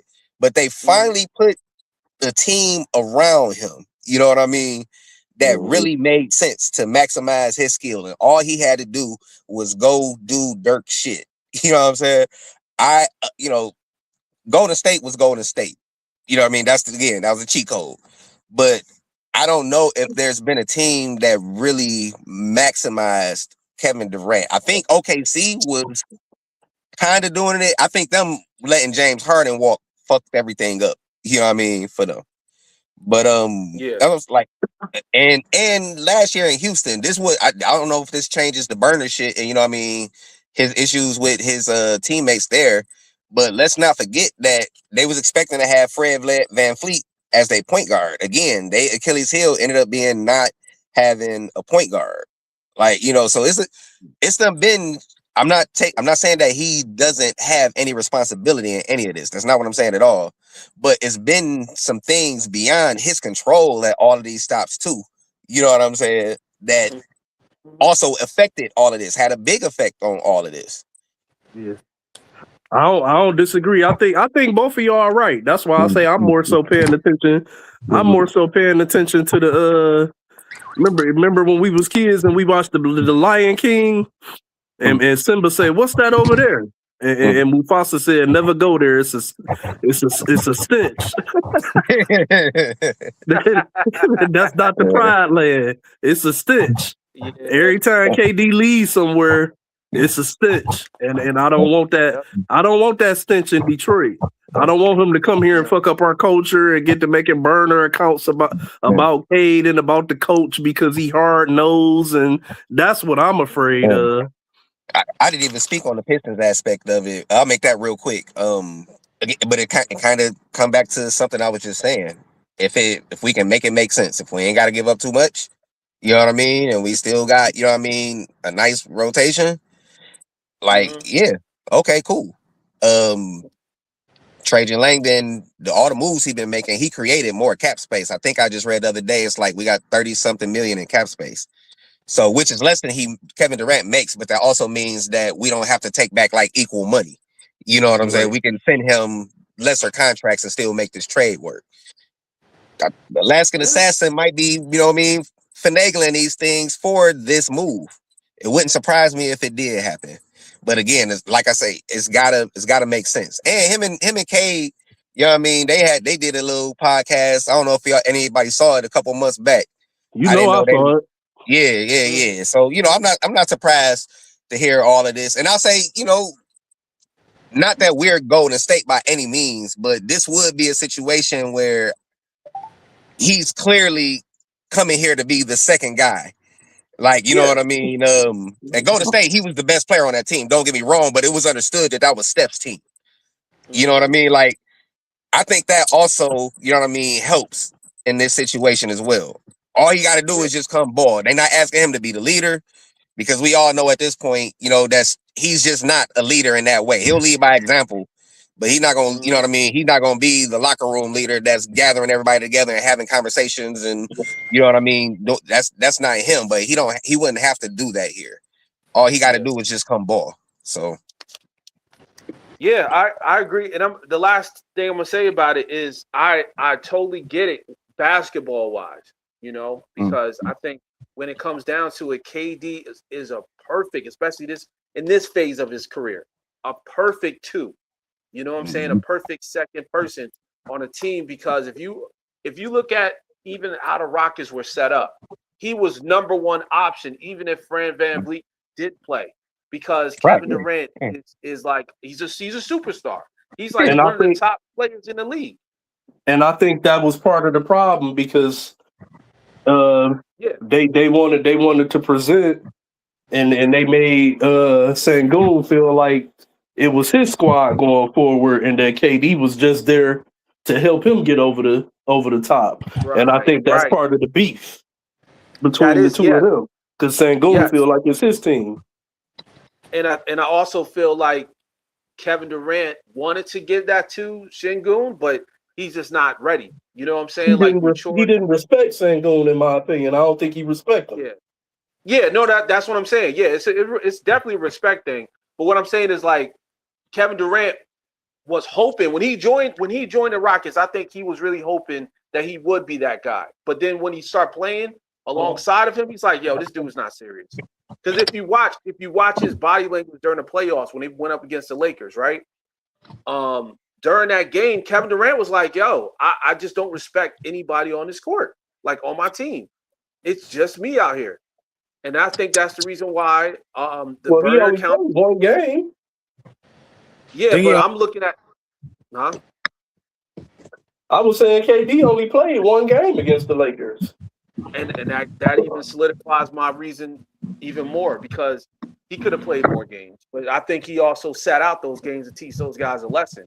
He was pretty much saying, y'all can't survive without me, pretty much. Because since that burner account came out, the information on that burner account came out, those messages, it's been downhill ever since for the Houston Rockets. That's all I'm saying. I think their time ran out, and now he's going to play with.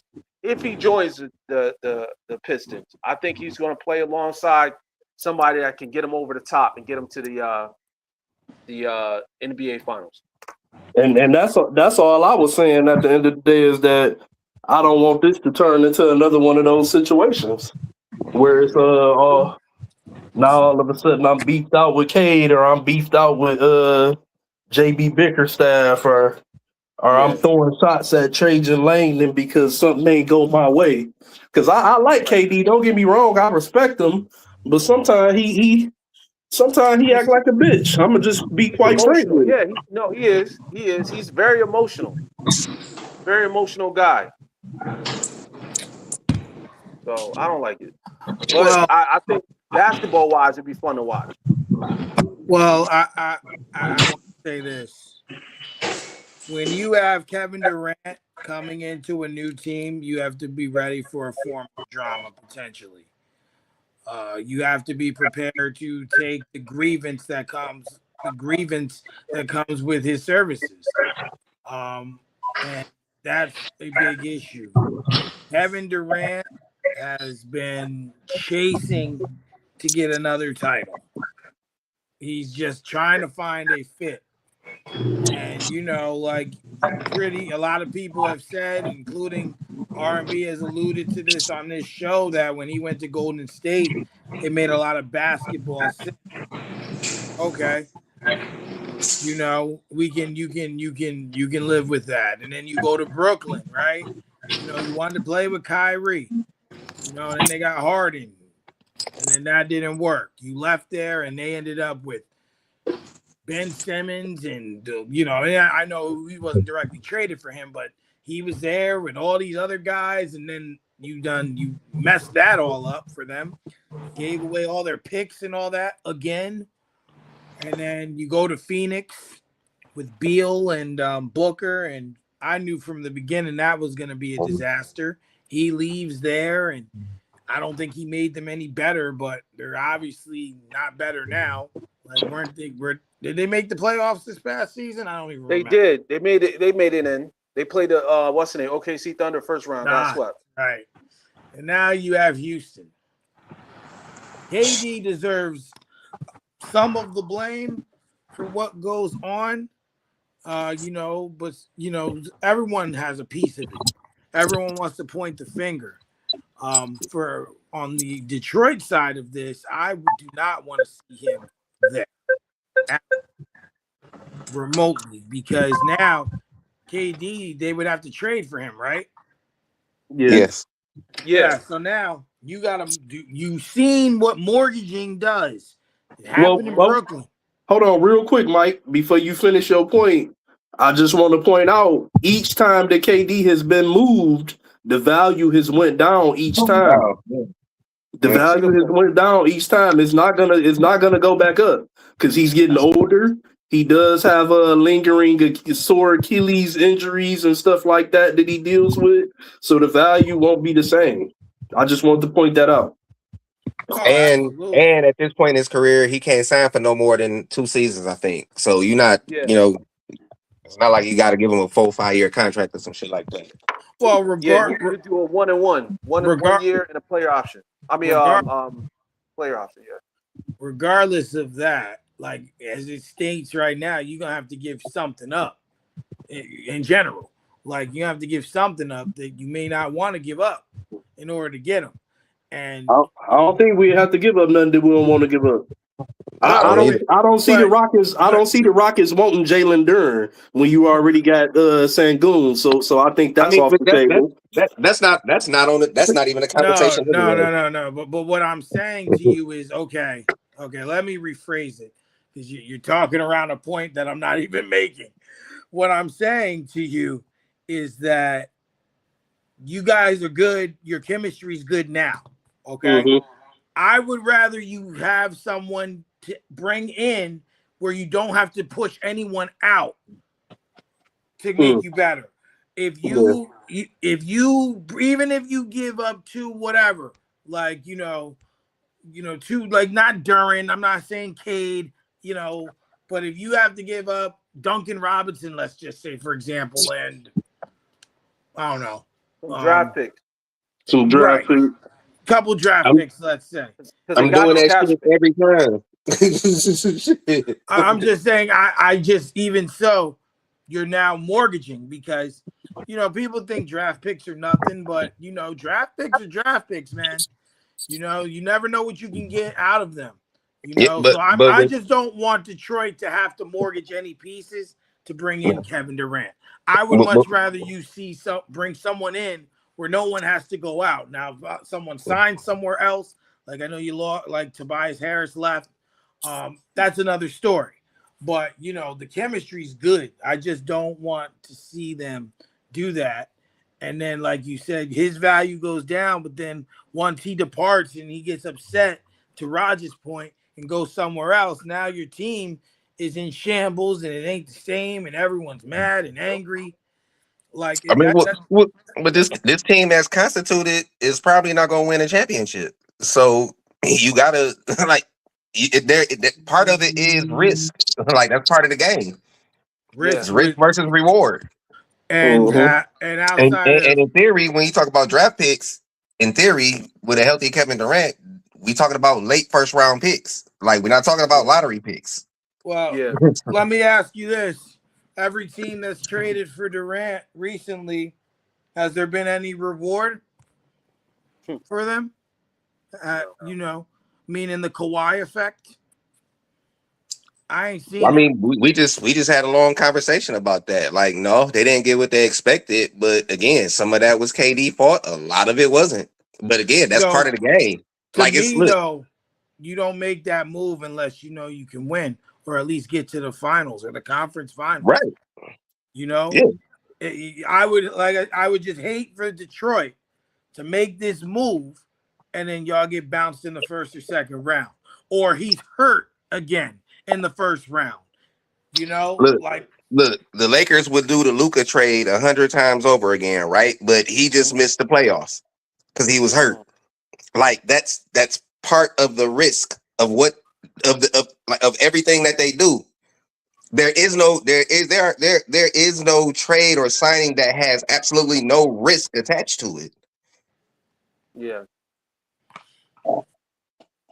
I'll say this, and I guess we can move on after this to talk about Wemby, I guess. But there's always a gamble with these type of things, Like you're both right.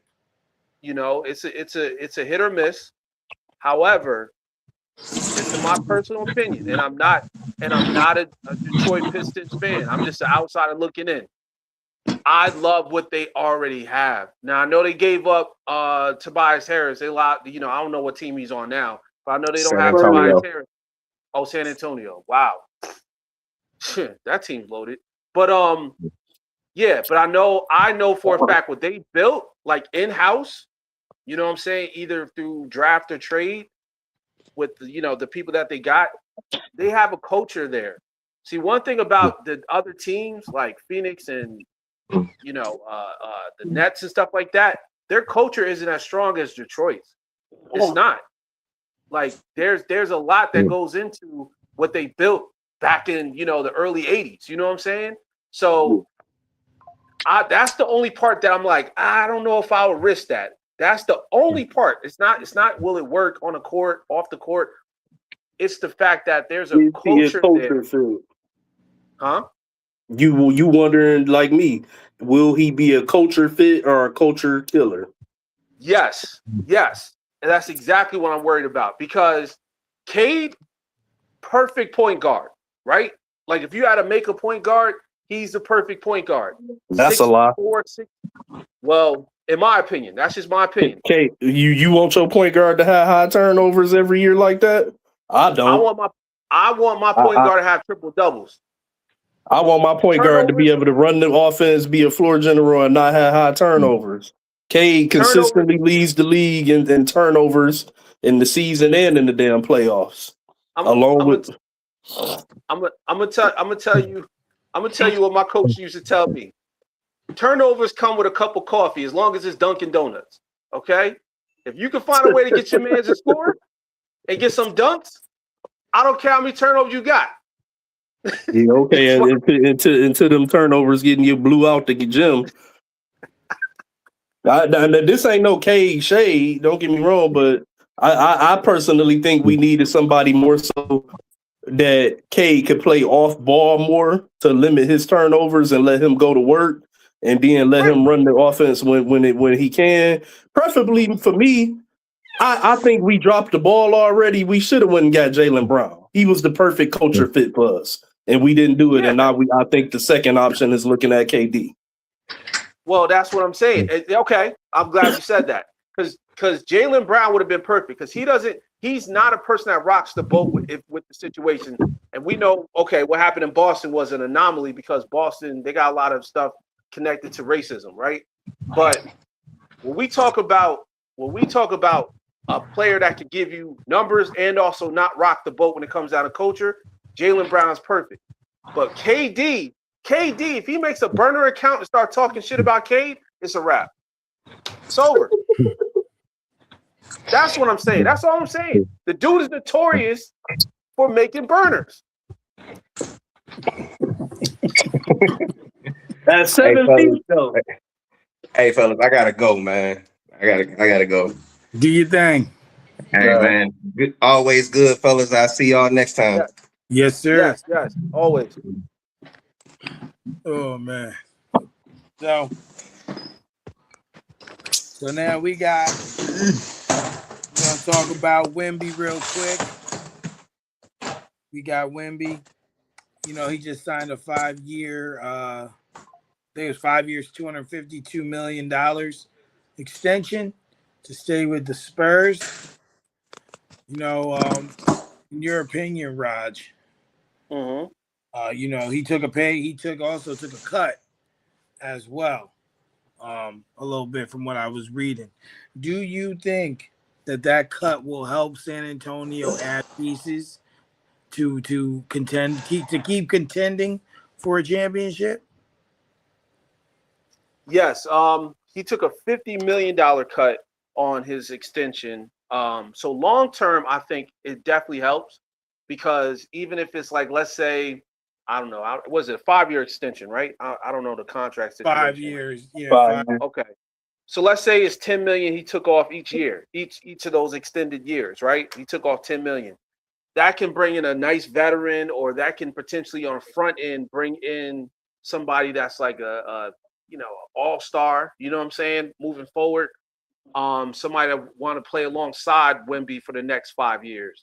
I love what they did in the draft. I really love what they did with the draft because they picked up big men that can play defense. You know what I'm saying? And then on top of that, like they have an opportunity to build off of the success that they had already. So they didn't add too much, but they added enough. You know, so with the extension, I think it locked Wemby into a situation where he believes that this team can go the distance and become a dynasty team if they can figure out how to win. But also, it gives them the flexibility to go out there and sign a vet or sign someone that's worth it. You know what I'm saying? So I think it's a good thing.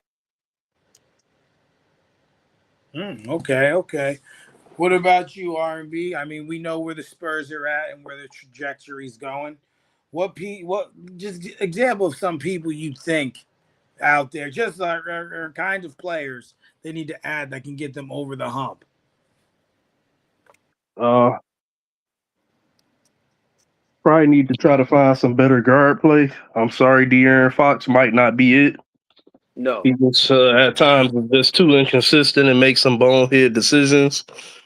That we already noted a second ago that they already went and picked up Tobias Harris via free agency from Detroit. I think that's a solid pickup for them. Not really too upset to see him go. To be honest with you, we just had the expectations for what we wanted from Tobias versus what he was able to deliver just never really met up. So, I'm saying that's probably a better fit for him to be in San Antonio where he's more role player versus here in Detroit where we looked at him as an option. Mm-hmm. But anytime you can get a superstar player caliber of Wemby to take a pay cut, then, I think that's a win-win for the franchise, and it should be. And I'm not saying that it is or that it will be, but I'm just saying it should be automatic to build a team to get to the finals, as we see what New York just did with Jalen Brunson off of his pay cut. Mm-hmm. So Absolutely. I think San Antonio, I think they're in the right. They definitely in the right field of play right now, and I think this would be good for them going forward to try to make some moves, maybe at the trade deadline or whatever the case may be. Right. Absolutely. I believe them leaving that room is very good for them. We see a lot. I think it's, yes, Jalen Brunson's a perfect example of that. He was ridiculed. And and he took a significantly larger pay cut than Wemby. I believe that Wemby could have signed for 303. Jalen Brunson could have signed for like two. I know it was 113. I think he was able to sign for like 226 or something like that. So there's a big difference. And I agree. The guard play, because you have Vassell, you have Castle, and you have Harper. Mm-hmm. But I still feel like, and this may be a hot take, if they'd have kept Chris Paul, like if Chris Paul was there this year, I believe that the series would have went differently. I do believe that even if the Knicks still won, the Spurs would have at least gotten this, in my opinion, the 7 games. But they definitely need that guard, like someone who can really maybe like a Tyus Jones or something. Yeah, someone who could just be consistent. Yeah. And someone who could just be consistent and really just help lead these young guys. You have a young coach who, I'm sure he's in Pop's ear when he can be. You have a veteran there to lead the young guy, right?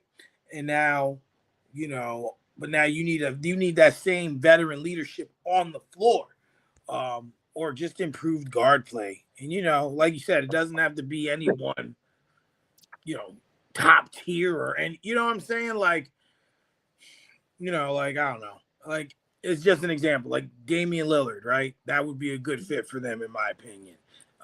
Or a player like him, veteran who can do what he does, but can also contribute. Just something like that, but it doesn't have to be as high tier. But respect to Wemby on that, for sure. Hey, quick question before you leave San Antonio. Yeah. Me and my brother were arguing about this recently. We're debating about this recently, and you brought up the fact of the young head coach. And I don't know if y'all remember, but during the finals, I was very hard on Miss Johnson, saying that I felt like he was definitely being hella out coached. Yep. And we see that San Antonio brought in Billy Donovan as is a new assistant coach. And when me and my brother were having a debate, and I told my brother, I said, I was like, Billy Donovan will probably be the next head coach of the Spurs, the next season or two. And he like, no, they not gonna fire Miss Johnson. That's not how the Spurs operate. He think he know everything. You know what I'm saying? He that's how he is. He like, they don't operate like that. They not gonna get rid of him. I'm like, man, that's the writing on the wall. I was like, they probably gonna give him this season. When you get out coached like that in the finals, the way he did, they probably will give him this season to see how he looks and what adjustments he makes. And I think that the signing of Billy Donovan was the writing on the wall that he'll be the next head coach of the Spurs if they feel like Mitch Johnson is not able to get it together and get this team to the next level. What do you guys think about that? Well, in order for you want to go? You go ahead, Raj. Yeah, real quick. No, I agree with your take, R&B, because one of the things that I've noticed, and you said it as well, that's what made me actually notice, was that Mitch Johnson played. I mean, he coached excellent during the regular season, as far as like helping these guys develop and also finding ways to keep the ball moving and get the guard play going. But when it comes down to adjusting in the playoffs, especially in tough situations like the finals, he didn't make no adjustments. He kept it the same. And I think a lot of the blame falls on his shoulders. And I think Billy Donovan is like the emergency. What do you call that? Like he's like basically if you break this glass, you could go get another coach kind of situation. You know what I'm saying? Yeah. And Billy Donovan, with his experience with college and also his experience with the Bulls, it kind of shows that he knows what he's doing. You know what I'm And saying? OKC. OKC as well. Yes. So I think he's going to be the coach next season. It probably won't even take that long, because if they have a losing streak, Mitch Johnson is out of there. He's going to be on a short leash, because San Antonio don't play that. They're about winning championships. If you go to the finals, you win. You don't get a gentleman's sweep in the finals. That never happens. I mean, I could see it, because at the end of the day, it's all about winning, and you were right there and didn't win. And I think respectfully, I agree he was out coached, but let's not act like Mike Brown's a scrub here. We know he was fired a few times, but the man has definitely has the coaching experience, and rightfully so. He should have outcoached Mitch. Like, maybe not as that bad. But also I want to just point a little light that some of those games in the finals, execution was an issue for San Antonio. Like I think it was game 2 where, all you got to do is inbound the ball, and it hits Steph, it hits Castle in the back of his head, and they turn the ball over. Yeah. I mean, you can't coach that, and I know a lot led into that point, but but then there was the other game where, why are you trying to lay the ball up? Why are you coming to the door, Jehovah Witnesses? Why? Just why? You know why? I'm not even answering that. I'm just gonna talk quieter. Hopefully they can see. Now they can see me through the window. Yeah. So you have that, and yeah, there were points that led to that also before you get there, but I just don't want it to make it sound like Mike Brown's a scrub, but Mitch was definitely out coached. And just really didn't make the proper adjustments needed in order to get better for the team. But I could foresee them saying, "Okay, we're going to do this. We're going to move on to you from here." So, I don't. What are you saying? It could just be like a backup. It could just be like a backup plan, like as far as just having a more experienced coach behind them or whatever. Yeah. But I just didn't see it that way, man. I felt like, for me, I felt like this was one of the moves where it's like we need to have somebody in place to go to in case we feel like this is not going to work with Mitch. Yeah, that's exactly what it is, and that was a good call, because it's one of those things where it's like I said, if in case of emergency, break the glass. If you need a coach, he's right there. You know what I'm saying? Like, he can talk to him like, "Yo, don't do this, don't do that." And remember, Popovich picked Mitch Johnson. Yeah. He picked him. You know what I'm saying? So I'm not saying that he's going to be like, oh, they're going to fire. No, he's on a short leash. That's how I view it. It's one of those situations where it's like, all right, you got to fix it. Because Popovich then picked somebody before, and what happened? He came down from the office and fired him and took over. Yeah, that's a fact. And the rest was history. Yeah. So let's not forget, Popovich was originally in the front office with the Spurs before he was the coach. Yep, he was. He was. So the last topic I have, and then I have a question of the day. It's not sports related though, but it is a question of the day. Yeah. I ain't answering the door. Go the hell away. Jesus Christ. Yo, they waited for a good minute and a half just standing there. Like, get off the doorstep. It'd be mad funny if they're right behind you. Yo, but my curtain was a little like disoriented, so he could see me sitting there.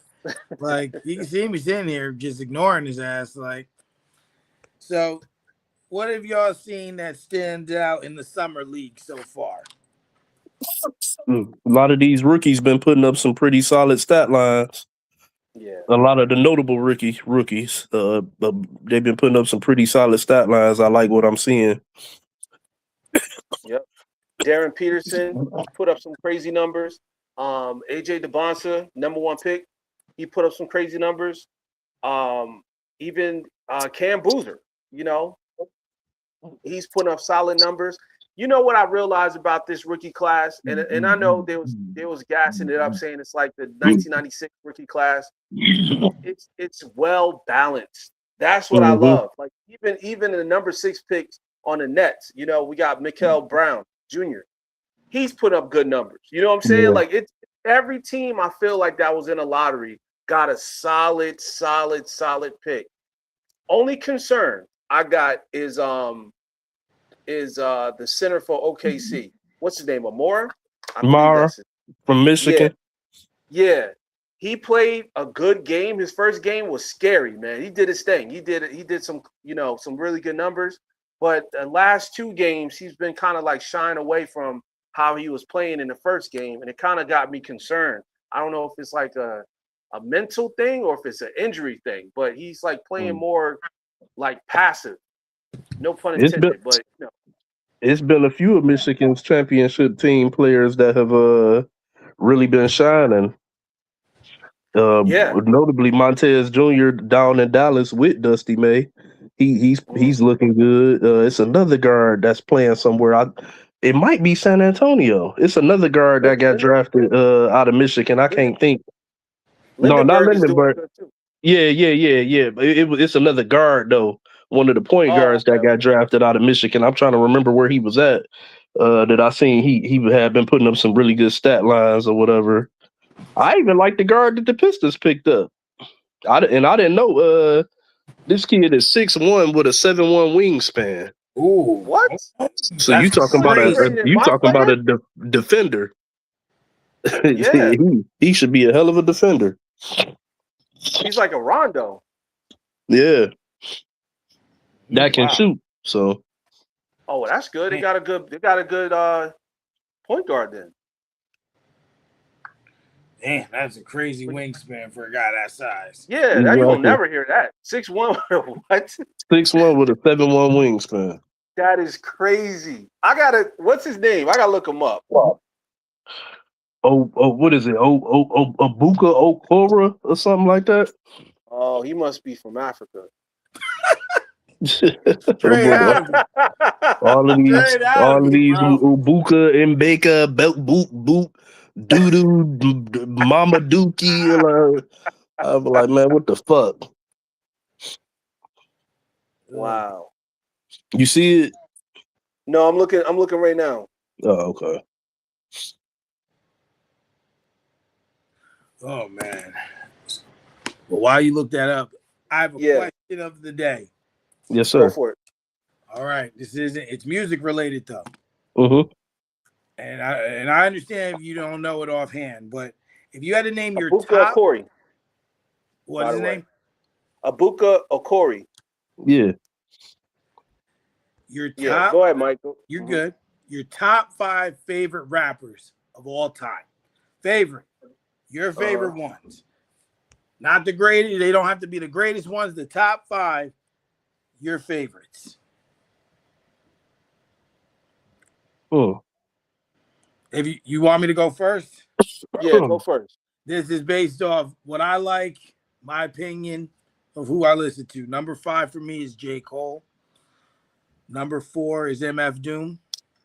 Number 3 is DMX. Number 2 is Tupac. And number 1 is Nas. Hmm. All right. And you said these just are top 5 favorite. So for Right, me, like yeah, like so this is what you listen to. Like my list of greatest rappers of all time is different from my list of my your favorites. So, favorite. right, like not the only thing that's the same is Nas is number 1. That's the only thing that's the same. Nas is the number Hey, 1. look, the thing that's the same for me is Tupac is number 1. See? But Tupac, my second favorite rapper of all time, T.I., DMX, Jay-Z, and I would have to throw Cameron. I was a big Cameron fan back in the day. Okay, I like it. I like it. What about you, Raj? Oh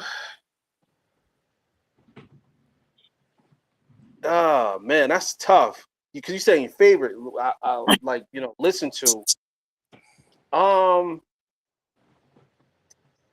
Okay, so I mean number 5, I gotta go with Drake. Okay. Number 4, Jay-Z. Okay. Number 3, DMX. Number 2, Nas, and number 1, Big. Okay. Yeah. Okay. To listen to. Now, greatest rappers, you need to give me a minute. So we gotta do that next show. Yeah, well, I was gonna just say next show, if you want to do like greatest, like top 10, or 5, whatever y'all want to do, we can do Okay. that for next week. The actual greatest, like what you think, is the greatest. But nah, I just wanted to do something light, favorites, just switch it up a little bit. Yeah. But while we're here, and I don't know, maybe you want to save this too. How about top 5 R&B singers? Okay. Wait, Yeah, I'm in on that. Greatest or people we like Or listening favorite. to? Favorite. We'll do Okay, favorites first. Do favorites, because to do greatest, you actually have to think. But you don't really got to think to know your favorites. Yeah. Does it have to be a singer or can it be a group? Whatever. You can do whatever you want. I would say it need to be a singer from the group. Okay. Yeah. So yeah, make it so. Yeah. Yeah. Do it if it's a group. Yeah, singer from there. Like. Okay. So I mean, it's a little hard because like me, when I do these lists, I kind of not on purpose, but it's easier to separate the men and the women so you fit more in. Yeah. Because like if I'm talking males, right? For me, my top 5 personal in this order. Number 1 is R. Kelly. Number 2 is Chris Brown.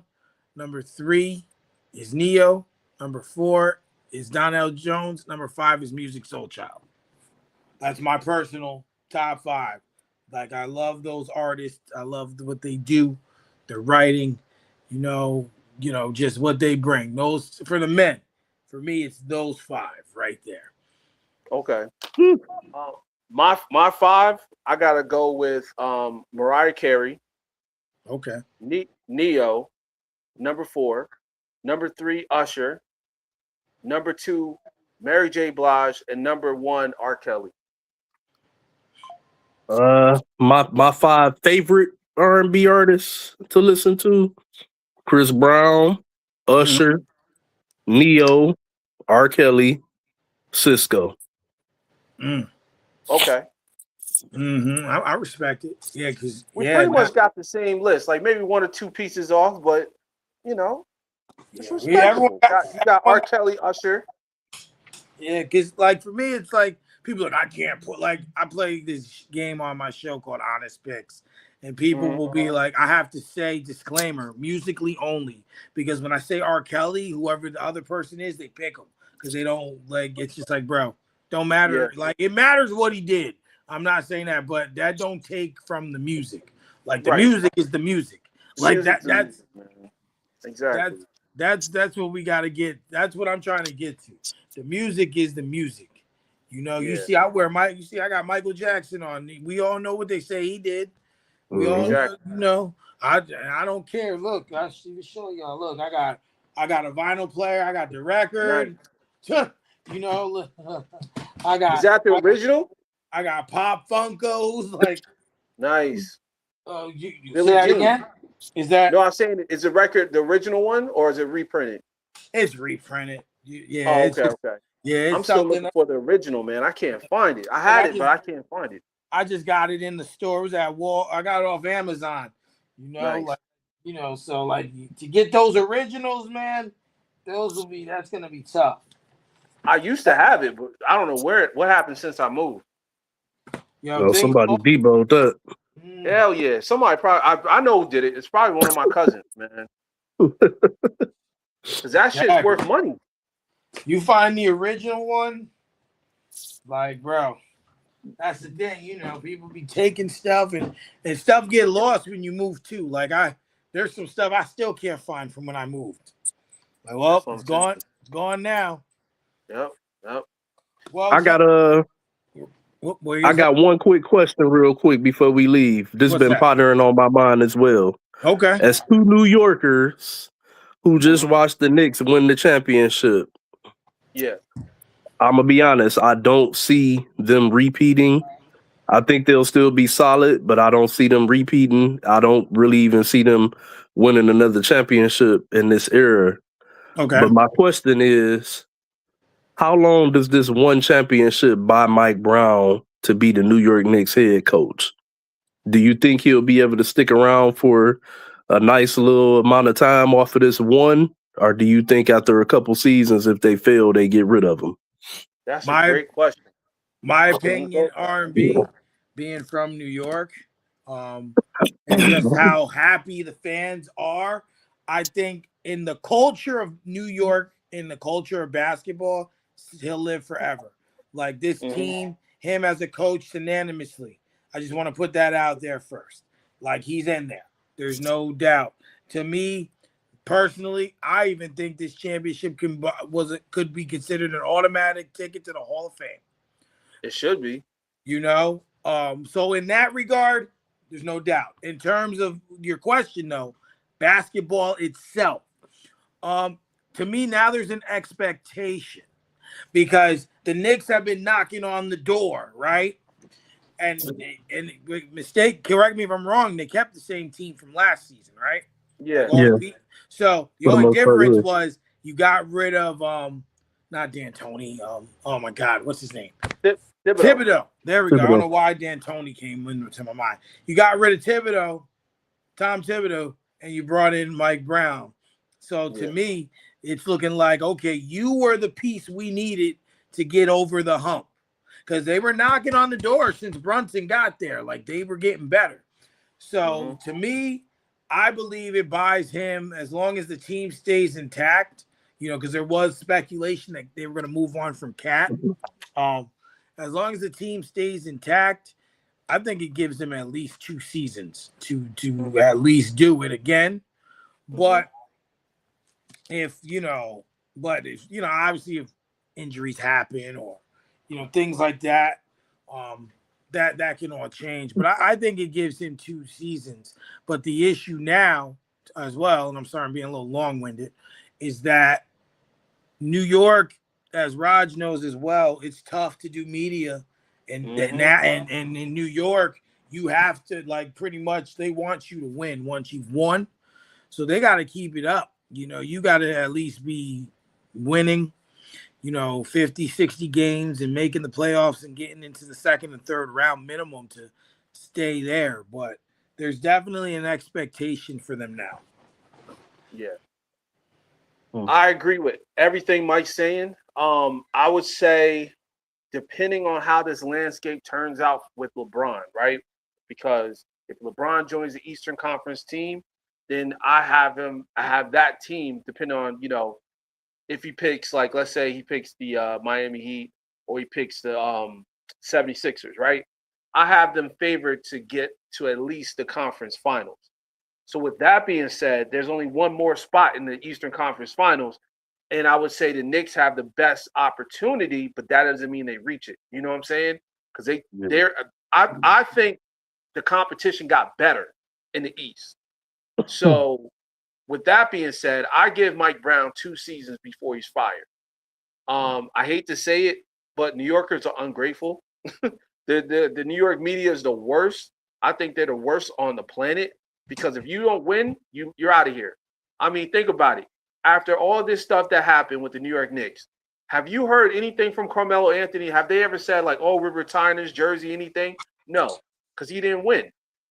So even though Carmelo I'll be honest though, why would you expect to hear that? Carmelo, let's be honest, Carmelo's run with the Knicks was mediocre. And I love me some Carmelo, but let's keep it real.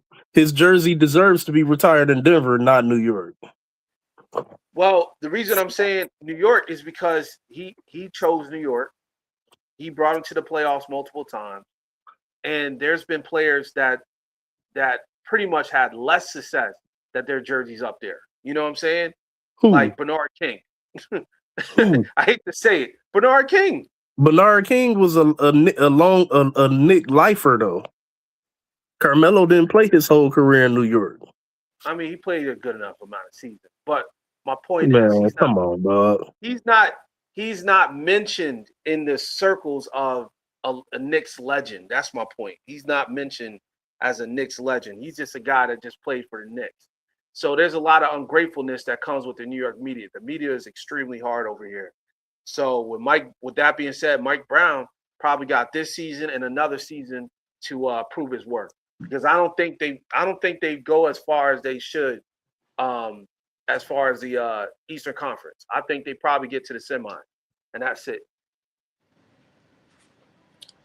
We're gonna see with that. You might be right on the Bernard King though. But if I'm a agree with you, I'm gonna have to say neither one of them deserve to have a jersey up there. Tim or Melo.